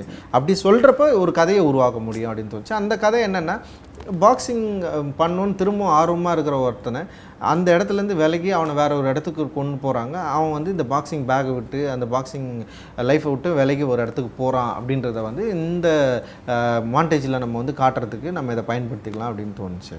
இப்போது உங்கள் பாலிட்டிக்ஸ்னு இருக்குல்ல, ஃபார் எக்ஸாம்பிள் காலால் ஒரு பையனை பீம்ஜின்னு பேர் வைக்கிறீங்க. அண்ட் அந்த பையன் தான் ஒரு பெரிய கேட்டலிஸ்ட். பிகாஸ் அவனை கொண்டுட்டு தொங்க போட்டுடுறாங்க. அந்த மாதிரி இதில் வந்து அந்த மாமா கேரக்டர் இருக்கார். அவர் வந்து அந்த மாடு பற்றின இதெல்லாம் பேசுகிறாரு. இந்த மாதிரிலாம் அங்கங்கே நீங்கள் எங்கெல்லாம் நீங்கள் பாலிட்டிக்ஸ் பேசுகிறீங்களோ இதெல்லாம் நீங்கள் முதல்ல சொன்னீங்களா ஒரு கதை எழுதுவேன்ட்டு, அப்பயே வந்துடுமா? ஆமாம், அப்போவே என்ன கேரக்டர் யாருன்றதை நம்ம டிசைட் பண்ணிட்டாலே வந்து இது எல்லாமே உள்ளே வந்துடும். இன்னொன்று லைக் ஒவ்வொரு இல்லை கதைன்னா ஒரு இமோஷனல் பீட் மட்டும் எழுதுவீங்களா இல்லை இந்த பொலிட்டிக்கல் பீட்ஸும் இது ஒரு கேரக்டர் உருவாக்குறப்போ அவன் எங்கேருந்து வரான்றதை நான் டிசைட் பண்ணுறோம். என்ன அவன் பேச போகிறான், அவனுடைய ஐடியா என்ன அப்படின்றத நான் டிசைட் பண்ணுறப்போ அவனுடைய டயலாக் எழுதுறப்பவே ஈஸியாக வந்துடும். அவன் இப்படி தான் பேசுவானா அப்படியே வந்துடும் அது. அதனால் வந்து இந்த இடத்துல இது வச்சுக்கலாம் அப்படிலாம் நான் டிசைட் பண்ணுறதே இல்லை. அப்படியே அது ஒரு நீரோட்டம் மாதிரி தான் அது. ஆமாம், அது எழுதுகிறப்போ அது வந்து ப்ராக்டிஸில் வந்துகிட்டே இருக்கும் அது. ஆனால் என்னென்னா டிசைட் பண்ணணும். இவன் இப்போ மாரியம்மானா மாரியம்மா என்ன பேசும், மாரியம்மா இப்படி எல்லாம் தான் பேசும் அப்படின்றத வந்து மாரியம்மா எழுதுறதுக்கு முன்னாடி நான் டிசைட் பண்ணிவிடுவேன். ஒரு சீன் எழுதி முடிக்கிறப்பவே தெரிஞ்சிடும் மாரியம்மா பற்றி நான் எழுதுறேன் வாய்ஸ். நம்ம மாரியோட டிஸ்கஷன், மாரியம்மாவுக்கும் கபிலனுக்கும் என்ன மாதிரி டிஸ்கஷன் நடக்கும். இப்போ மாரியம்மா முன்னாடி இருக்கும், என் இமேஜினேஷனில் ஒன்று இருந்துகிட்டே இருக்கும். எழுதுகிறப்போ என்னன்னா மாரியம்மாவுடைய ரோல் வேற ஒன்றா கூட மாறலாம். அது ஃபஸ்ட்டு சீன்லேயே கூட மாறலாம். அப்போ இல்லைன்னா தேர்ட் சீனில் கூட மாறலாம். அப்போ தேர்ட் சீனில் மாறினதுக்கப்புறம் நான் திரும்ப ஃபஸ்ட் சீன் எழுத ஆரம்பிப்பேன். ஃபஸ்ட்லேருந்து அப்படியே கொண்டு போவேன். நான் திரும்ப வந்து கரெக்ஷன் பண்ணுவேன். ஓகே மாரியம்மா இப்படி மாறிட்டா, அப்போ இந்த மாதிரி மாறினா இது செம சூப்பராக இருக்குது, அப்போ இங்கேருந்து திரும்ப இதை கரெக்ட் பண்ணலாம் அப்படின்னு தான் தோணும். அப்படி தான் எல்லா கேரக்டருமே நினைக்கிறேன். ஆனால் என்ன டிசைட் பண்ணுறேன் யார் இருந்து எங்கே வராங்க, என்ன பண்ண போகிறாங்க. அந்த டிசைட் வந்து கடைசியில் மாறக்கூட செய்யலாம். லைக் மீரான் வந்து ஃபஸ்ட்டு நான் ஃபிஷர்மேன் கம்யூனிட்டியாக வச்சேன். ஆனால் வந்து கடைசியில் சரி வா நான் ஒரு முஸ்லீம் கேரக்டரை வைக்கலாம் அப்படின்னு எனக்கு தோணுச்சு. ஏன்னா அது வந்து எழுதியெல்லாம் முடிச்சு கடைசியில் தான் எனக்கு தோணுது. ஓகே அப்போது இந்த கேரக்டர் ஒன்று மிஸ் ஆகலை, இதுக்கு எங்கே ஓகே பீடி தாத்தா வராருல அந்த இடத்துல இது வந்து இந்த விஷயத்தை நம்ம அங்கே போட்டுக்கலாம் அப்படின்னு தோணுச்சு. இதெல்லாம் வந்து நான் எழுதி முடிச்சுட்டு படிக்கிறப்போ லைக் வந்து விமர்சனங்கள் வரப்போ லைக் நான் எழுதி முடிச்சதுக்கப்புறம் என் அசிஸ்டன்ட் எடிட்டர் கொடுப்பேன். அவங்க எல்லாமே படிப்பாங்க. படித்து முடிச்சுட்டு அவங்க என்ன பண்ணுவாங்கன்னா நோட்ஸ் தருவாங்க. லைக் வந்து அவங்களுக்கு ஏன்னா நான் வந்து டிஸ்கஷனை விட வந்து எழுதி கொடுக்குறத வந்து நான் ப்ரிப்பேர் பண்ணுவேன். அது வந்து நீ எழுதி கொடுக்கணும், உனக்கு என்ன தோணுதோ அதை நீ எழுதணும்னு சொல்லுவேன். அப்போ எழுதுகிறப்போ வந்து அவங்க வந்து எது கரெக்டாக தப்புன்றது இன்னும் கொஞ்சம் ஸ்ட்ரென்த்தனாக பண்ண முடியும். இல்லை அவங்களுக்கு தோன்றதை வந்து சும்மா ஏதோ ஒன்று சொல்ல முடியாது. அப்போ எழுதுகிறப்போ ரொம்ப கன்ஸ்ட்ரக்டிவாக வந்து அவங்க யோசித்து அந்த வார்த்தைகளை பண்ணி இதுதான் தப்பு, இது இப்படி பண்ணலாம் அப்படின்னு சொல்லிட்டு ஒரு விமர்சனம் பூர்வமாக எழுதி கொடுக்குறப்ப அது படிக்கிறப்போ இன்னும் கொஞ்சம் வேல்யூவாக மாறும். அவங்க எழுதி தர விமர்சனங்கள் ஓகே இது கரெக்டாக தான் இருக்குதுன்னு எனக்கு தோணுச்சுன்னா நான் டெஃபினட்டாக அதை நான் கன்சிடர் பண்ணுவேன். அப்படி இல்லைன்னா நான் அவங்ககிட்ட சொல்கிறேன் இது வேணாடா, நான் இப்படி தான் எழுதுறேன், இப்படி தான் போர்ட்ரேட் பண்ண போகிறேன். நிறைய அப்படி தான். இப்போ டேடி வந்து நான் வந்து செலக்ட் பண்ணுறப்போ பசங்களுக்கு யாருக்குமே பிடிக்கல. டேடி வந்து வேணாம் ஜான் விஜய் வேணாம் அப்படின்னு தான் சொன்னாங்க. ஆனால் எனக்கு வந்து ஜான் விஜய் பண்ணால் ரொம்ப கரெக்டாக இருக்கும்னு தோணுச்சு. லைக் ஏன்னா அவர் நான் நிறைய பார்த்துருக்கேன். அவரோட ஸ்டைல் ஆட்டிடியூட் எல்லாம் வந்து இது ஒரு இடத்துல வந்து டேடியை வந்து கரெக்டாக நம்மக்கிட்ட கொண்டு வந்துடும் அப்படின்னு எனக்கு தோணுச்சு. அதனால் நான் வந்து டேடி தான் பண்ணணும் அப்படின்னு சொல்லிட்டு ரொம்ப பிடிவாதமாக இருந்தேன். அந்த மாதிரி சில விஷயங்கள் வந்து எனக்கு ரொம்ப பிடிக்கும். இது யார் சொன்னாலும் நான் மாற்றிக்கவே மாட்டேன். லைக் இதில் வேம்பிலி கேரக்டர் வில்லனாக மாற்றணும்னு சொன்னாங்க. ஏன்னா செகண்ட் ஹாப்பில் வந்து ஏன் இவன் திருப்பி அடிக்கணும், லைக் வந்து ஒரு வில்லன் மாதிரி அவனை வந்து நம்ம கிரியேட் பண்ணோம், இவனை திருப்பி அடிக்கவே முடியாத ஒரு ஆளாக இருக்கணும் அப்படின்னு சொன்னாங்க. நான் அதை ஒத்துக்கவே இல்லை. எனக்கு என்னன்னா வில்லன் அவன் அடிச்சிட்டான். அவனுடைய கபிலனை பொறுத்த வரைக்கும் வேம்பிலியை அடிச்சிட்டான். இந்த சமூகம் ஒத்துக்கலை. இப்போ நம்ம போராடுறதே இவனுங்க அக்செப்டன்ஸுக்கு தானே. புரியுதா உங்களுக்கு? இவனுங்க நான் டிக்னிட்டியான பர்சன், நான் சொல்கிறேன், நான் வந்து உன்னுடைய எந்த விதத்துலையும் குறைவில்லடா நான் சொல்கிறேன். அவன் ஒத்துக்கவே இல்லையா அவன். அப்போ நான் குறைவில்லைன்றது நான் பிறந்ததுலேருந்தே அது இருக்குது. ஆனால் நான் என்ன பண்ணுறேன், நான் ஒத்துக்கணுன்றதுக்காக தான் நான் வந்து தொடர்ந்து ஃபைட் பண்ணிகிட்டே இருக்கிறேன்ல, அந்த ஃபைட்டு தான் இது. ஓகே அப்போ எல்லாம் என்ன சொன்னாங்கன்னா வேம்பிலி வந்து நம்ம வில்லனாக மாற்றணும், அவன் வந்து திருப்பி அடிக்கிற அளவுக்கு வந்து அவன் ஒரு அக்ரெசிவான ஃபைட்டர் அப்படி இப்படியெல்லாம். அவன்கிட்ட அக்ரெஷன் இருக்குது இல்லைன்னு சொல்ல. ஆனால் இந்த ஃபைட்டுக்கான தேவை என்னென்னா ஒத்துக்கொள்கிறது அக்செப்டன்ஸ் தான். வெற்றியை வந்து இவங்க வந்து அக்செப்ட் பண்ணலை, தடுத்துட்டாங்க, நிறுத்திட்டாங்க. இப்போ அந்த வெற்றியை வந்து அவன் பெறணும்.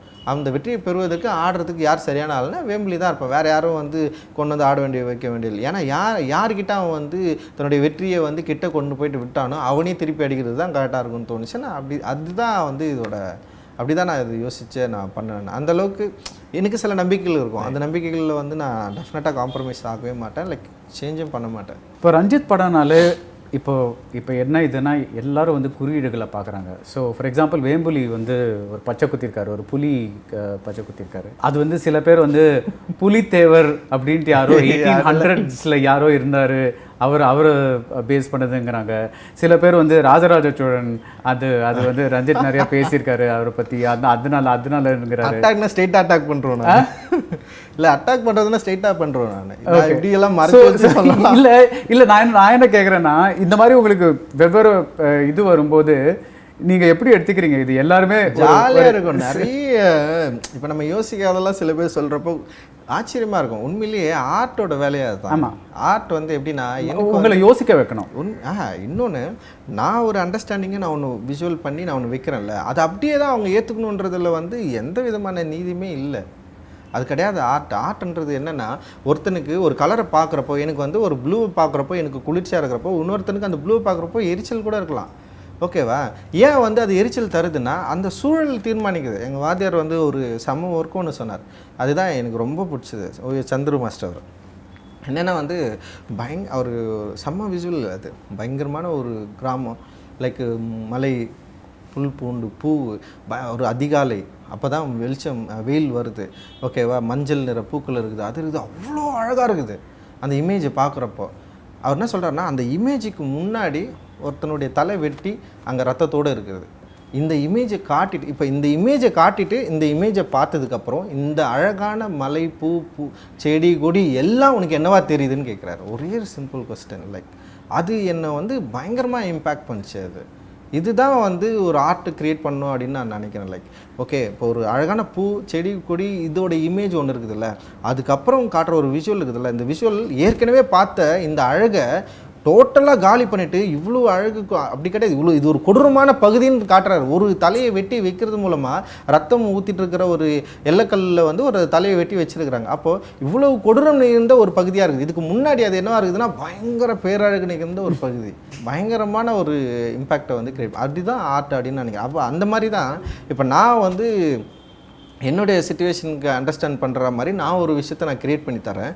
அப்போது எனக்கு நான் பேசுகிற, நான் உருவாக்கியிருக்கிற லைக் ஒரு இமேஜ் இருக்குல்ல, லைக் மக்கள் என்னை பார்க்குறது இருக்குல்ல, இந்த இதை வந்து அவங்க அண்டர்ஸ்டாண்ட் பண்ணி அவங்க சில கதைகளை வந்து இதில் வந்து புரிஞ்சுக்கிறாங்க. அப்படின்றப்போ வந்து இதில் என்ன நான் ரெஸ்பான்சிபிலிட்டி எடுத்துக்க முடியாது. ஆனால் சில விஷயங்களில் நான் வந்து சொல்லணுன்றதை ரொம்ப ஸ்ட்ராங்காகவே சொல்கிறேன். இதுதான் இப்படி தான் போய் சேரணுன்றதில் நான் ரொம்ப கவனமாக இருக்கிறேன். லைக் நிலம் எங்கள் உரிமை அந்த மாதிரி அதை வந்து ரொம்ப வந்து ஆணித்தரமாக இது இப்படி தான் போகணும் அப்படின்றது நான் ரொம்ப ஸ்ட்ராங்காகவே சொல்லியிருக்கிறேன். மற்றதெல்லாம் நீங்கள் அப்படியே அவங்கவுங்க புரிஞ்சுக்கிறதுல சிலது விட்டுருக்கேன். சிலதெல்லாம் இப்போ அதெல்லாம் ஐடியாவே கிடையாது. இந்த புலியை வச்சு காட்டுறது அதெல்லாம் கிடையாது, யோசிக்க கொடுக்குறது கிடையாது. ஏன்னா அந்த டைமில் நிறைய பேர் புலியை வந்து பச்சை குத்தி வச்சுருப்பாங்க, சிங்கம் பச்சை குத்தி வச்சுருப்பாங்க, கட்சி பேரை பச்சை குத்தி வச்சுருப்பாங்க. அதனால் அது ஐடியா இல்லை. இப்போது வேற்றுமொழி படங்களில் ஃபார் எக்ஸாம்பிள் நாயாட்டு மலையாளத்தில் வந்தது, அதில் வந்து இந்த தலித், பகுஜன் இந்த மாதிரி வேர்ட்ஸ் எல்லாம் டயலாக்ல யூஸ் பண்ணுறாங்க ஃப்ரீயாக. தமிழ் படங்களில் ஏன் அது ஒரு ப்ராப்ளமாக இருக்குது? அது ஏன் அந்த வார்த்தைகளில் யூஸ் பண்ண முடியறது? ஆமாம், இங்கே அது பிரச்சனை இருக்காது. யாரும் இன்னும் ஸ்டார்ட் பண்ணல அப்படி தான் நினைக்கிறேன். இன்னும் நீங்கள் என்னென்னா, லைக் எல்லாத்துலேயுமே ஒரு பிரச்சனை வந்துடுமோன்னு பயப்படுறாங்க. இப்போ இந்த படத்துலேயே கூட நான் வந்து சில அரசியல் தலைவர்களோட பேரை பயன்படுத்தினேன். ஆனால் சென்சாரில் வந்து அதை அனுமதிக்கல, இல்லை பயன்படுத்த முடியாது, நீங்கள் எடுத்துருங்க அப்படின்னு சொல்லிட்டு சொன்னாங்க. லைக் என்னென்னா, இது வந்து சொசைட்டியில் ஒரு பேட் இம்ப்ரெஷனை க்ரியேட் பண்ணும் அப்படின்ற ஒரு பயம் இருக்குது. ஆனால் இதை மீறி வந்து இப்போ நம்ம சில வேலைகள் நம்ம செஞ்சுட்டு தான் இருக்கோம். லைக் அது வந்து இன்னும் கொஞ்சம் டைம் எடுத்துக்கும்னு நான் நினைக்கிறேன். லைக் இப்போ அமெரிக்க சினிமாவில் வந்து அங்கே புஷ்ஷை வந்து இல்லை வந்து அங்கே இவரை ட்ரம்ப் எல்லாம் பயங்கர ஈஸியாக கேலி பண்ணி அவங்களால படம் எடுக்க முடியாது, அந்த பேரை பயன்படுத்த முடியுது. லைக் இன்றைக்கி பிளாக் மூமெண்ட்டெல்லாம் வேறு லெவலில் பயங்கரமாக போயிட்டு இருக்குது. அவனே கிரிட்டிசைஸ் பண்ணுற அளவுக்கு வந்துட்டான் இன்றைக்கி. அந்த அளவுக்கு வந்து ஒரு வந்துடுச்சு. ஆனால் இங்கே பார்த்திங்கன்னா வந்து இன்னும் அந்த மாதிரியான ஒரு இடத்துக்கு நோக்கி நம்ம நகரல அப்படின்னு நான் நினைக்கிறேன். இன்னொன்று அந்த அளவுக்கு வந்து இங்கே ஒரு கலை அடிப்படையில் ஒரு பரந்த ஒரு இது இல்லை, இங்கே ஒரு ஸ்டடியே இல்லைன்னு நான் நினைக்கிறேன். அதுதான் பிரச்சனை. இப்போ வந்து கேரளாவில் இதை பற்றி பேசுகிறாங்கன்னா, கேரளாவில் ரொம்ப முன்னாடியே ஆரம்பிச்சிட்டாங்க. அவங்க முன்னாடியே ஆரம்பித்ததுனால வந்து அவங்களால வந்து இதை பற்றி பேச முடியுது. லைக் ஒரு நயாட்டுன்னு ஒரு படம் வந்து அதில் கூட வந்து ரொம்ப ஈஸியாக அதை பற்றி அவங்க பேசியிருந்தாங்க. அதில் லைக் இப்போ அந்த மாதிரி அவங்களுக்கு என்னென்னா அவங்க அதுக்கு முன்னாடி சில பேர் எடுத்துருக்காங்க, அதனால் அவங்களால இது பண்ண முடியும். இப்போ தான் நம்மளே ஸ்டார்ட் பண்ணியிருக்கோம். இப்போ நிறைய பேர் சொல்கிறேன், எனக்கு ரொம்ப ஆச்சரியமாக இருக்குது, இந்த படத்தில் வந்து கட்சிகளை ரொம்ப ஸ்ட்ரெயிட்டாக காட்டியிருக்கிறீங்க அப்படின்னு சொல்கிறப்ப இதுக்கு முன்னாடி காட்டலையான்னு நான் வந்து யோசிக்கிறேன். நான் இப்போ வடச்சென்னையில் ஒரு இடத்துல அவர் பேசியிருப்பார், அதை நான் பார்த்தேன். மெட்ராஸில் கூட நான் கட்சியில் நேராக சொல்கிறது தான் ட்ரை பண்ணேன். ஆனால் தயாரிப்பு நிறுவனம் வந்து ஒத்துக்கல. அவங்க வந்து இல்லை இது வந்து நேராக சொன்னேன். அப்புறம் கலர்லாம் கூட வந்து பயங்கர கான்சன்ட்ரேட் பண்ணி ஒர்க் பண்ணாங்க. லைக் சில கலர் பார்த்தோன்னே இல்லை இந்த கலர் இந்த கட்சி குறிக்கும், இதை எடுத்துருங்கலாம் சொன்னாங்க. எனக்கு சரி ஓகே அப்படின்னு சொல்லிட்டு நான் விட்டேன். நான் அந்த ப்ராக்டிஸிங் இல்லை, அந்த ஒரு பயம் இருக்குது. இது வந்து வெளியே வந்ததுக்கப்புறம் ஏன்னா லைக் என்னென்னா ஒரு ஆர்ட் ஹவுஸ் படம்னா பிரச்சனை இல்லைங்க. லைக் ஒரு சின்ன சர்க்கிள்குள்ளே போகுது ஒரு படம் அப்படின்னா பிரச்சனை இல்லை. இந்த படத்துக்கு வந்து இவ்வளோ இன்வெஸ்ட்மெண்ட் இருக்குது, இவ்வளோ உழைப்பு இருக்குது, லைக் ஒரு மணி வந்து இவ்வளோ இன்வெஸ்ட்மெண்ட் பண்ணியிருக்காங்க அப்படின்றப்போ வந்து இதனால இந்த பிரச்சனைகளால் வந்து எந்த பாதிப்பும் வந்துடக்கூடாது, நம்ம போட்ட பணம் திருப்பி கரெக்டாக வந்துடணும் அப்படின்ற ஒரு பெரிய பயம் இருக்குது. கமர்ஷியல் பயமா, சென்சார் கிட்ட இருக்கிற பயமா, எல்லாமே இருக்குது. கமர்ஷியல் பயமாக இருக்குது. இப்போது சில விமர்சனங்கள்லாம் வரப்போ என் ப்ரொடியூசர் பயந்தார், சார் என்ன சார் ஏதாவது ஆமான்னா இல்லை அமைதியாக இருங்க, இது ஒரு டிஸ்கஷன் தான், இது ஒரு பிரச்சனையை உண்டு பண்ணுற அளவுக்கு வந்து நம்ம எந்த தப்பும் பண்ணல அப்படின்றப்போ நீங்கள் கவனமாக ஒன்றும் பிரச்சனை இல்லை அப்படின்னு சொல்லிட்டு. ஆனால் அந்த பயம் வந்து டெஃபினட்டாக எல்லாருக்குமே இருக்குது. அது என்னென்னா பெரிய முதலீட்டு திரைப்படங்களில் அதிகமாக இருக்குது. இப்போ நான் பரியரும் பெருமாள் ஒரு படம் எடுத்தேன்னு வச்சிங்களேன், அந்த படத்தில் எனக்கு பெருசாக பயமே இல்லை. ஏன்னா நான் இன்வெஸ்ட் பண்ணதில்லை, என்னை நம்பி இருக்கிறவங்க சில பேர் இன்வெஸ்ட் பண்ணதுனால நான் பயப்படாமல் எடுக்க முடிஞ்சது. இப்போ என்னுடைய தயாரிப்பில் வந்து இப்போ சேத்துமானலாம் அப்படி தான், நான் அந்த படத்தை வந்து வெறுமனே கமர்ஷியல் சக்ஸஸ்க்காக மட்டும் எடுக்கல. இதில் வந்து நான் வந்து ஒரு விஷயம் நம்ம வந்து டிஸ்கஸ் பண்ண போகிறோம், அது டெஃபினட்டாக போய்ட்டு மக்களுக்கு ரீச் ஆகிறதுக்காக தான் நம்ம எடுக்கணும் அப்படின்றப்போ அதில் வர பிரச்சனைகளை நான் ஹேண்டில் பண்ணுறதுக்கு தயாராக இருக்கிறேன். லைக் இப்போ இந்த மாதிரி தயாரிப்புகள் வரணும்ல, அது கஷ்டம் தான். நீங்கள் பண்ணுற ரொமான்ஸ் படம் எப்படி வந்துட்டுருக்கு? ரொமான்ஸ் படம் இப்போ தான் ஆரம்பிச்சிருக்கு, ஒரு 3 நாள் ஷூட் போயிருக்கு, ரொம்ப நல்லா வந்துட்டுருக்கு. ஓகே, அது ரொமான்டிக்கான படம் தான், பட் ஆனால் சில முக்கியமான கேள்விகளை இந்த சமூகத்துக்கிட்ட கேட்க வேண்டிய பொறுப்பு இருக்குது அந்த படத்துக்கு. டெஃபினட்டாக அதை கேட்கணும்னு நினைக்கிறேன். எனக்கு அதுதான் எனக்கு ஹெவி ப்ரெஷர் ஆகிடுச்சு. எனக்கு இந்த படம் முடிச்சதுக்கு முன்னாடி அதை ஆரம்பிச்சணும்னு நினச்சேன். லைக் இந்த படம் ரிலீஸ் ஆனதுக்கப்புறம் வந்து இது கொடுக்குற இம்பேக்ட் இருக்குதுல்ல, அது வந்து ஒரு ஆர்டிஸ்ட்டாக அதை தூக்கி சுமக்கிறது வந்து ரொம்ப கஷ்டமாக இருந்தது. ஃபஸ்ட்டு டேலாம் நான் ஷூட் போயிட்டேன். நான் இன்றைக்கி ரிலீஸ் ஆச்சுன்னா மறுநாளே ஃபஸ்ட் டே ஷூட் போயிட்டேன். ஆனால் வந்து ஃபுல்லாக அந்த ஷார்ட்பட்டா இமேஜ் தான் மைண்டுக்குள்ளே இருக்குது. என்னால் வந்து ஷார்ட்டும் வந்து யோசிக்கவும் முடியல. லைக் பயங்கர ப்ரெஷராக தான் இருந்தேன் நான். அதுக்கப்புறம் தான் யோசித்தேன் என்ன பிரச்சனைன்னா வந்து ஓகே இதை பற்றி யோசிக்கக்கூடாது. எல்லோரும் என்ன சொல்கிறாங்கன்னா இதுக்கப்புறம் என்ன படம் பண்ண போகிறீங்க, இது ஒரு பெரிய படமாகிடுச்சு, இதுக்கப்புறம் இது எப்படி. ஆல்ரெடி எனக்கு பிரச்சனையே வந்து மெட்ராஸை தோக்கடிக்கிறது தான். என்னை டார்ச்சர் பண்ணதே மெட்ராஸ் தான். ஏன்னா வந்து எனக்கு ரொம்ப பிடிச்ச படம் அட்டகத்தி. அப்புறம் வந்து இப்போ எல்லா படமும் எனக்கு ரொம்ப பிடிக்கும், காலாலாம் எனக்கு பயங்கர பிடிச்ச படம். ஆனால் எல்லோரும் என்கிட்ட வந்து சொல்கிறது மெட்ராஸ் தாங்க உங்களோட பெஸ்ட்டு படம். மெட்ராஸ் எனக்கு ரொம்ப, அதனாலேயே மெட்ராஸ் பிடிக்காமல் போயிடுச்சு எனக்கு. லைக் இதே 4 படம் நான் எடுத்துருக்கிறேன், 4 படம் எனக்கு ரொம்ப பிடிச்ச படம். ஏன்னா சில பேர் பயங்கரமாக சில படங்களில் பேசுவாங்க, ஆனால் ஓவரால் கமெண்ட் வந்து மெட்ராஸ் மெட்ராஸ் மெட்ராஸ்ன்றப்ப அதை எப்படி தோக்கடிக்கிறதுன்றது தான் என்னுடைய பெரிய போராட்டமாகவே இருந்தது. நல்ல வேளை அது அடிச்சு காலி பண்ணிட்டு இப்போ வந்து சார்பட்டா பரம்பரை வந்துடுச்சு. ஆனால் இது என்னன்னா இதை பீட் பண்ணுறதுக்காக நான் ஒரு படம் எடுக்கணுமா அப்படின்ற ஒரு மாதிரி பயம் வந்துச்சு எனக்கு. அப்புறம் தான் தோணுச்சு இல்லை எல்லாமே. பட் அது அந்த பயம் ஒரு கலைஞனை கொஞ்சம் டிஸ்டர்ப் பண்ணும்ல. பிகாஸ் இப்போ இந்த படத்தை பீட் பண்ணுறதுக்காக ஒரு படம் பண்ணுறது கொஞ்சம் டிஸ்டர்ப். நான் தான் சொல்கிறேன், லைக் நான் யோசித்தேன். நான் லைக் இப்போது கலைஞர்களுக்குள்ளே வந்து ஒரு போட்டி இருக்குது, அது வந்து பயங்கர அப்ஸ்ட்ராக்டான ஒரு போட்டி. லைக் வந்து ஒவ்வொரு படம் வரப்பவும் அவங்களுக்குள்ளே வந்து இந்த பிரச்சனை உருவாகும். லைக் இங்கே இருக்கிற அந்த என்ன சொல்கிறது, ஒரு ஆர்டிஸ்டிக்கான டைரக்டர்ஸ்க்கு எல்லாருக்குமே அந்த பிரச்சனை இருக்குது. ஓகே, ஒரு படைப்பு சமூகத்தில் பல்வேறு தளங்களில் அக்செப்ட் பண்ணப்படுது. லைக் அது வந்து டிஸ்கஷனாக மாறுது, அது ஆர்ட்டாகவும் கிராஃப்டாகவும் ஏற்றுக்கொள்ளப்படுதுன்னா அப்போது அந்த ஆர்ட்டாகவும் கிராஃப்டாகவும் ஏற்றுக்கொள்ளப்பட்டதுக்கப்புறம் அந்த படைப்பு கொடுக்குற இம்பேக்ட் இருக்குதுல்ல, அதுலேருந்து எந்த கலைஞனாலும் வெளியே வரவே முடியாது. இப்போ அந்த கலைஞன் என்ன பண்ணுவான்னா அவனுக்கு முன்னாடி அந்த படைப்பு வந்து நின்றோம், வேறு வழியே இல்லாமல் அவன் அதுக்கு போராடி தான் ஆகணும். இப்போ இது மாதிரி ஒரு ஜானரு இது மாதிரி ஒரு பண்ணணுன்னா இங்கே நிற்குதுரா, இதுக்கு மேலே நம்ம பண்ணிடணும் தான் நான் யோசிப்பான். இது வந்து இயல்பு தான், நான் வந்து இது வந்து இல்லைன்னு சொல்ல முடியாது. ஆனால் இப்போ என்னுடைய படங்களில் எனக்கே வந்து இப்போ 4 படம் எடுக்கிறேன்னா இந்த படம் தான் வந்து பெஸ்ட்டுன்னு சொல்கிறப்ப மற்ற 3 படங்களை நிராகரிக்கிறது இருக்குல்ல, அதை விட கொடூரம் உலகத்தில் வேறு ஒன்றுமே கிடையாது. அந்த கொடூரத்தை நான் வந்து என்னால் சகிச்சிக்கவே முடியாது. ஒவ்வொரு டைமும் என்னை மன உளைச்சல் உண்டாக்குறதே இது மட்டும்தான், வேறு ஒன்றுமே இல்லை. உங்கள் படம் பார்த்தேங்க, உங்கள் படம்லாம் செம சூப்பர், மெட்ராஸ் தான் சூப்பர் அப்படின்னாங்க. அப்புறம் ஒரு சில பேர் அட்டகத்தி சொல்லுவாங்க. இப்போ உங்களோட பெஸ்ட்டு வந்து சார்பட்டா பரம்பரைன்னு சொல்லுவாங்க. இல்லை சந்தோஷம்லாம் கிடையாது, ஒரே ஒரு சின்ன சந்தோஷம் என்னென்னா ஓகே மெட்ராஸை விட ஒரு படம் நல்லா இருக்குதுன்னு ஒன்று சொல்கிறானுங்க, ஓகே பரவாயில்ல விடு. ஆனால் நமக்கு பொறுத்த வரைக்கும் வந்து நான் எடுத்த எல்லா படங்களும் எனக்கு பயங்கர க்ளோஸ் ஆனது.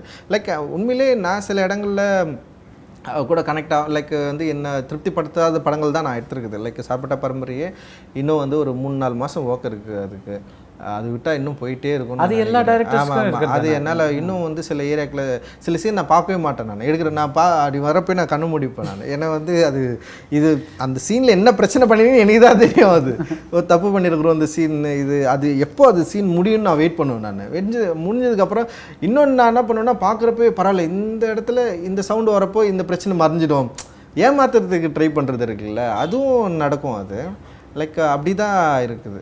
ஒரு எப்போது நமக்கு ரொம்ப பிடிச்ச படம் எடுக்கணுன்னு தான் ட்ரை பண்ணுறோம், பார்ப்போம் அது சீக்கிரம் எடுக்கணும். ஸோ ஒரு காதல் கதைன்னு சொல்கிறீங்க, சமூகத்துக்கு சொல்ல வேண்டிய சில விஷயங்களும் இருக்குங்கிறீங்க. So it's like a political love story.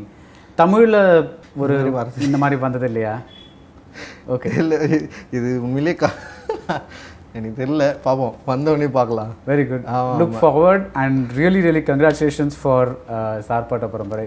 Because நீங்கள் சொன்ன மாதிரி ஆர்ட் கிராஃப்ட், நீங்கள் சொல்ல வேண்டிய விஷயங்கள் எல்லாத்தையும் கம்பைன் பண்ணி ப்ளஸ் ஒரு ஜனரஞ்சகமான ஒரு படம் எடுக்கிறது, அதுவும் ஒரு ரொம்ப ஃபெமிலியர் ஆர்க்கை வச்சு பாக்ஸிங்கிற ஒரு பாக்ஸிங்கை பற்றி ஒரு 100 படம் எடுத்தாச்சு, ஹாலிவுட்டில் எடுத்தாச்சு, இதில் படி அதுக்கப்புறம் ஒரு இவ்வளோ ஃப்ரெஷ்னஸோட ஒரு படம் எடுத்தது. It's really amazing. Congratulations and thank you. ரொம்ப சந்தோஷம். உங்கள் கேள்விகள் ரொம்ப இன்ட்ரெஸ்டிங்காக இருந்தது. தேங்க்யூ. வணக்கம், நான் பாரஞ்சித் பேசுகிறேன். என்னோடய இன்டர்வியூ உங்களுக்கு பிடிச்சிருந்தா சப்ஸ்கிரைப் பண்ணுங்கள். Film companion south.